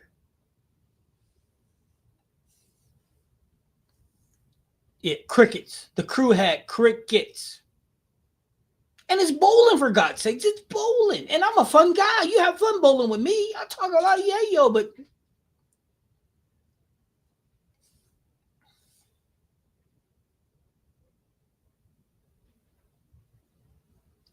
Right. That's what I'm saying. If they were smart, we would do a collab and have fun bowling and blah blah blah. But man, look, these dudes is man. Look, oh look at Chad. That's what I'm talking about, Chad. Look, let's put that back up there. Look, we're gonna put it back up again. Look, there. Look, y'all see this? Y'all gotta be like Chad when y'all grow up. Remember, man. I mean, they the cleanup crew, coach. They don't hit it all. Greg getting in on it right now. Look at him. Let's go. That's crazy.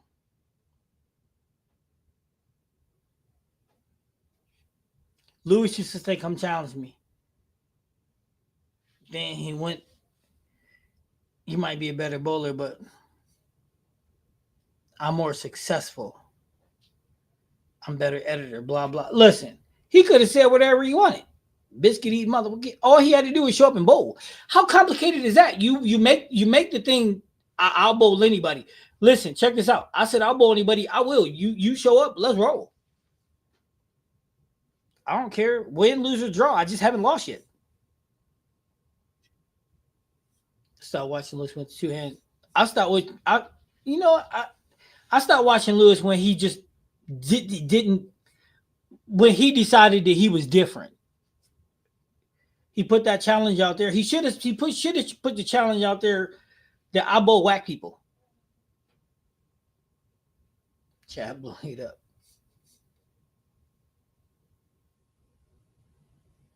Ball sanctioned by ABC. Damn, that's an old ass ball. Yeah. Every ball hit different. That's a lie. Everybody jumping on. I'm seeing this. Everybody jumping on, but I'm trying to jump off. I'm hungry. Jeff, you won't want to come watch me then.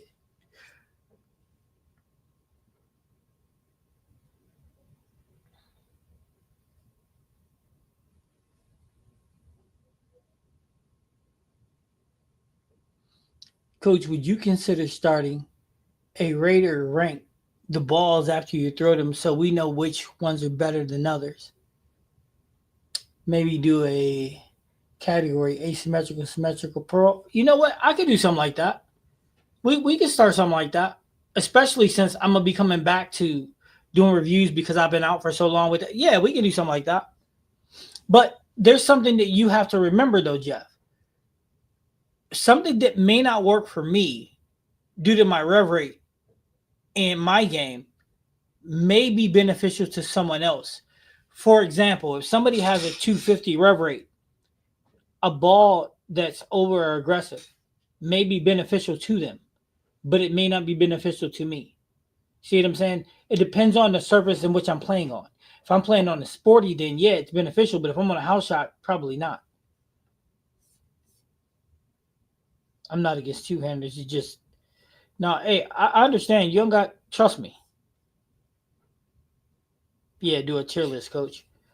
Yeah, nah, I got you. That's easy. I mean, that's easy. But maybe we need to do the tier list from 2025 and we just keep adding to it every week. You know what I'm saying? So I do reviews and then we do the tier list. And we put it and we stack them where they got to go. You know what I'm saying? I think that would probably be more beneficial is if we do a weekly tier list and we keep every ball that's on it and we just keep adding to it. Okay, here we go. Does that make sense?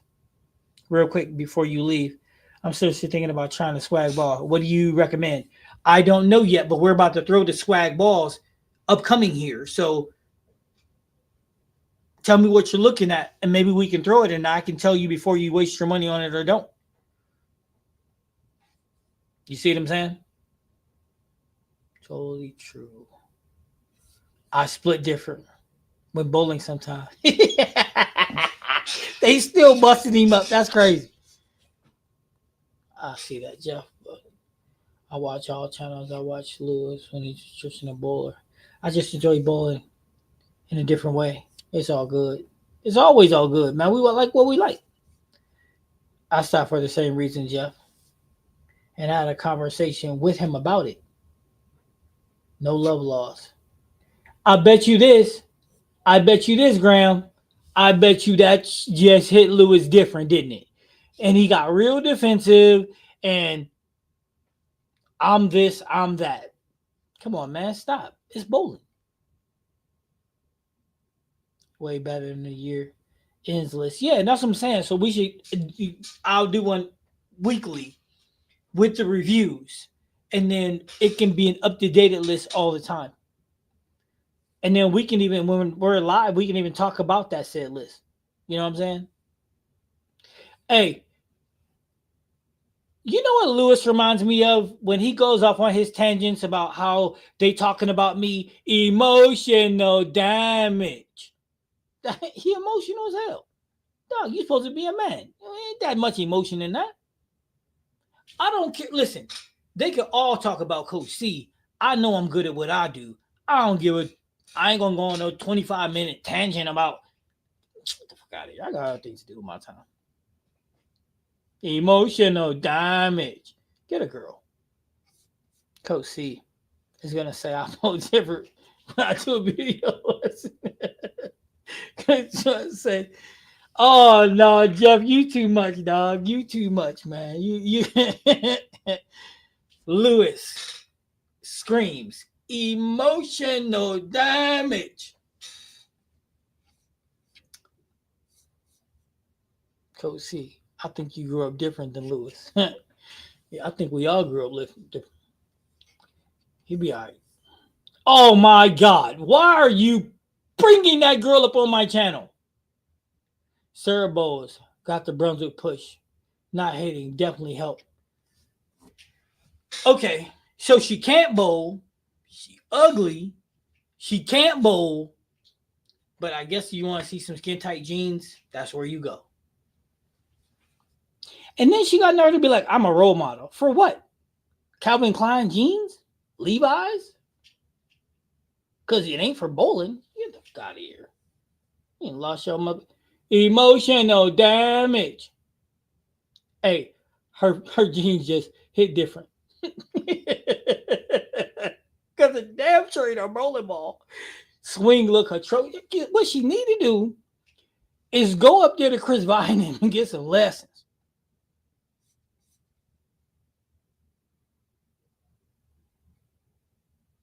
Yeah, Lewis, you don't know me personally. That's what he says. Emotional damage. Them yoga pants be hitting different though. Not her bowling game. I forgot the jeans. I mean, come on, man. And then she'd be like, "I'm an." Listen, the thing that kills me is she's like, I'm a role model for little girls." What? What? What? That shit just hit different. She a role model because you're getting on camera and zooming in on some tight ass legged pants or some jeans, bowling badly, and that makes you a role model. Get the fuck out of here, man. Nope. No, I don't like women. Like my chicken around the end. I like them different. With junk in the trunk, cuz. Man, telling you, I'm a role model. I'm not a role model. You kidding me? For cussing in the league. She might know something about that. Skinny women don't do that for me. Hey, well, you in luck though, Joe, because she look like she ain't about 30 pounds. But I don't watch her because she can't bowl. She does. There's no part of her that's benefiting to the game. There's just. I'm sorry. There's just. I don't think it is. And then to be trying to play like I'm a role model of what? Bad bowling. We got plenty of role models like that. Go to any bowling alley. You're a role model with jeans, nigga. Please. We should call somebody. We should phone a friend. She really said that too. I'm a role model. To who?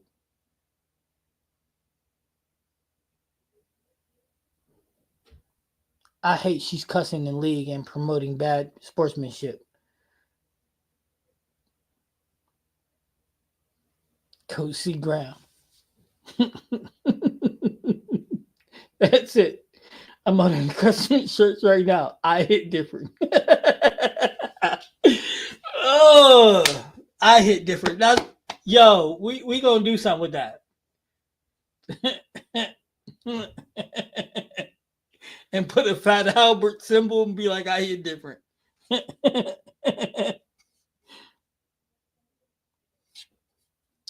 Yo, for real though, man. These people crazy as hell.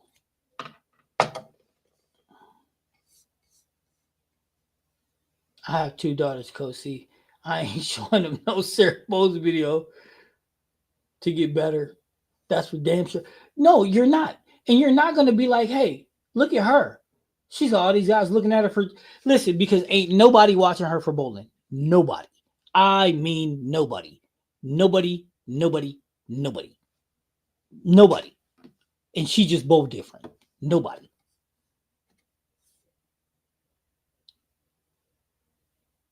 He said, well, I'm 6'4", 290, so I eat different. Damn.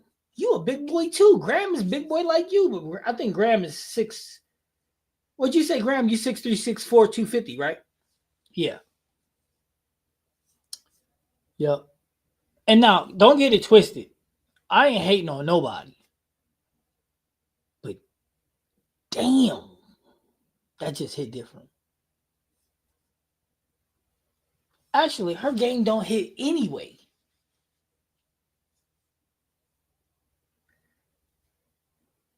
The only part of her that didn't sit well right with me is she talking about she a role model. Sarah Clausen is more of a role model than Sarah Bowles will ever know what to be with. And that girl freaks me out. I can't watch her. 6'2", 240. See, I knew it was close. Yeah, I can't watch her. Because she got, it looked like she got horns. It freaks me out. Freaks me out. There's an actress who she looks like. Reese Witherspoon, like horns. It just freaks me out.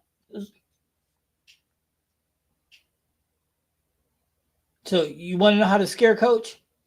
That's it right there. Man, the only person missing, my buddy, where Stephanie. Yep. Because best thing about you is you don't act like you're too good to talk to us regularly 205. Man, I ain't too good to talk to nobody, dude. I enjoy it. Look, this is what we do. This is what we do. We all bowlers, right? So we all in the same playing field. You know what I mean? I'm here, you here. And like I said, if y'all ever need me, holler at your boy when you meet me in the street. You know what I mean? For facts. And here's the thing. Y'all can't say nothing to me that's going to bother me. I'm not going to say nothing to you that bother you. It's facts over feelings. This is where people get emotional. You should never get emotional over a fact. Because there's not a good or bad way to say a fact. The fact is still a fact. So that's how we have to function. Like example, I'm gonna use you as Lewis. If Lewis don't like people talking about him or bringing things up, well, that's emotional, bro. Men ain't supposed to be emotional like that. You're supposed to be able to listen to somebody's opinion, whether it's fact based or not, and be like, cool. But men ain't like men used to be no more. You know what I mean? We used to be hard. We used to be men. Now they got too much estrogen in their system or something. I don't know. But it's not how it used to be. You know what I mean? Used to be like you'd be able to tell your boy, like, man, you acting like a punk right now. Now you do that and what are you talking about, me, man? See, it's just emotional. It's just emotional damage. Yo, we're not gonna talk about him. We're not talking about him. We not talking about him because that ain't even bowling. That's not even bowling. You not stop, Chad. Don't do that. Now you're gonna make me want to drink. Hell, that's some bad stuff. Some of you guys are trying to interact with some other channels and they act like they're too good because I'm only 205 hours bowler. and just bowling league and tournaments on the weekends. Listen, man, if somebody acting like they too good for you, that's what you do to them, Jeff. Tell them, say, these right here just hit different. But I keep watching. Stop watching it. Stop watching it. That's why I said you grew up different. I can tell Coach C is a man's man. Look, that's the only way to be. I mean, you're a man or you're a mouse. You know what I mean? I'm a man. OG first. You know what I mean? That's it. That's it. That's it. See what you get. I keep it a buck. I ain't scared. I ain't ashamed of nothing. I'm gonna tell you exactly how I feel, what I think. Just like the Zen, I'm gonna drill it up. If it's good, I'm gonna tell you it's good, and I'll put it on the tier list of everything I've thrown this year and everything we're going through. I'll put it on the tier list. If I think it's hot, I'm gonna tell you I think it's hot. When it comes to coaching, I drop gems to y'all. Whether what y'all do with it is up to you. You use it, you don't use it. If you have questions about it and you don't want to put it in the chat and you want to hit me on Discord or whatever, or be like, yo, let me holler at you. Let's go.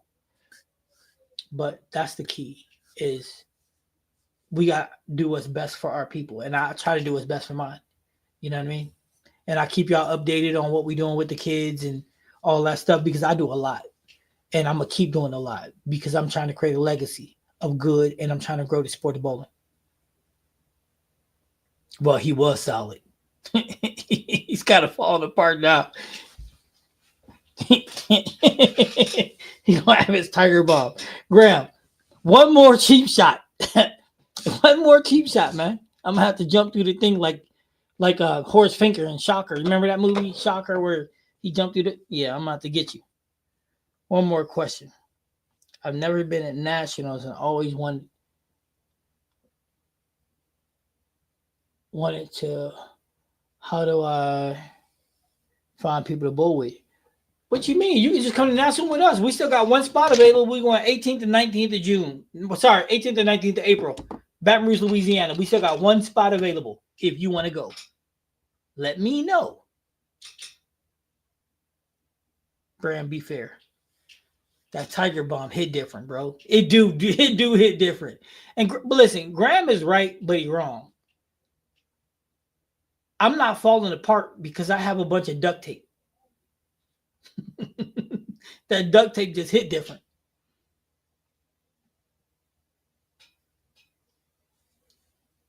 Yo, Jeff is funny as hell. We've been needing him.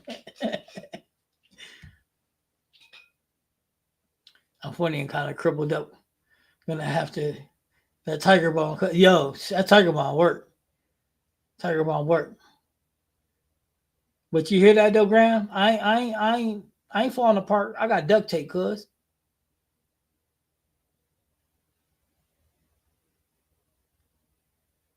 And if y'all ever learn anything, do not bowl while injured. You should be learning that from me. Bowling while injured, that should hit different.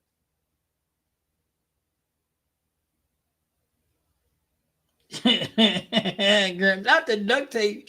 Yes, sir. You know, duct tape is just hit different. Okay, I'll let you know about nationals. That would be awesome. I just told you the dates. 18th and 19th of April. Hit me up on Discord, Jeff, and I'll send you all the information. I was about to say. I'm really gonna say that. Oh, you said, oh, okay, I got you. I was about to say, you really gonna say it? Yep. It's a family. Yeah. Nationals, I can't wait. Dang, Chad, I don't need Gorilla Tape, dude. I don't need Gorilla Tape. Chad, I only need duct tape, okay? Dang. Y'all trying to put me out the pasture like that. That's why I need video lessons. I got a lot of bad habits to go through. and a bunch of back injuries. Well, I'm here, man. All you gotta do is send me the videos, or we can link up a time so I can. But bowling is easy. We can fix anything in a matter of short time, long as you're willing to practice a little bit. Chad said use Gorilla Tape. That's what I'm saying, though. He's trying to put me out the pasture, man. That's just dirty on so many levels. He got me falling apart. Matter of fact, he got me like Humpty Dumpty. I might need some super glue to put me back together again after dealing with Chad. At least he didn't say Gorilla Glue. Nah. All right, guys. It's been 3 hours and some change. I'm getting off here because I'm hungry. I'm going to die from starvation. Y'all playing around. Everybody eating but me right now. Except for Chad. He's still drinking. Because that drink just hit different. Oh, man. Oh, man. Yeah, I'm going to get off here. I'm going to go eat.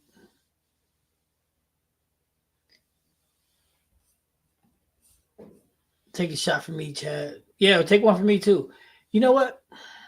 Tomorrow's Sunday, huh? I don't know, man. I might come on tomorrow night. Yeah, I might come on tomorrow night.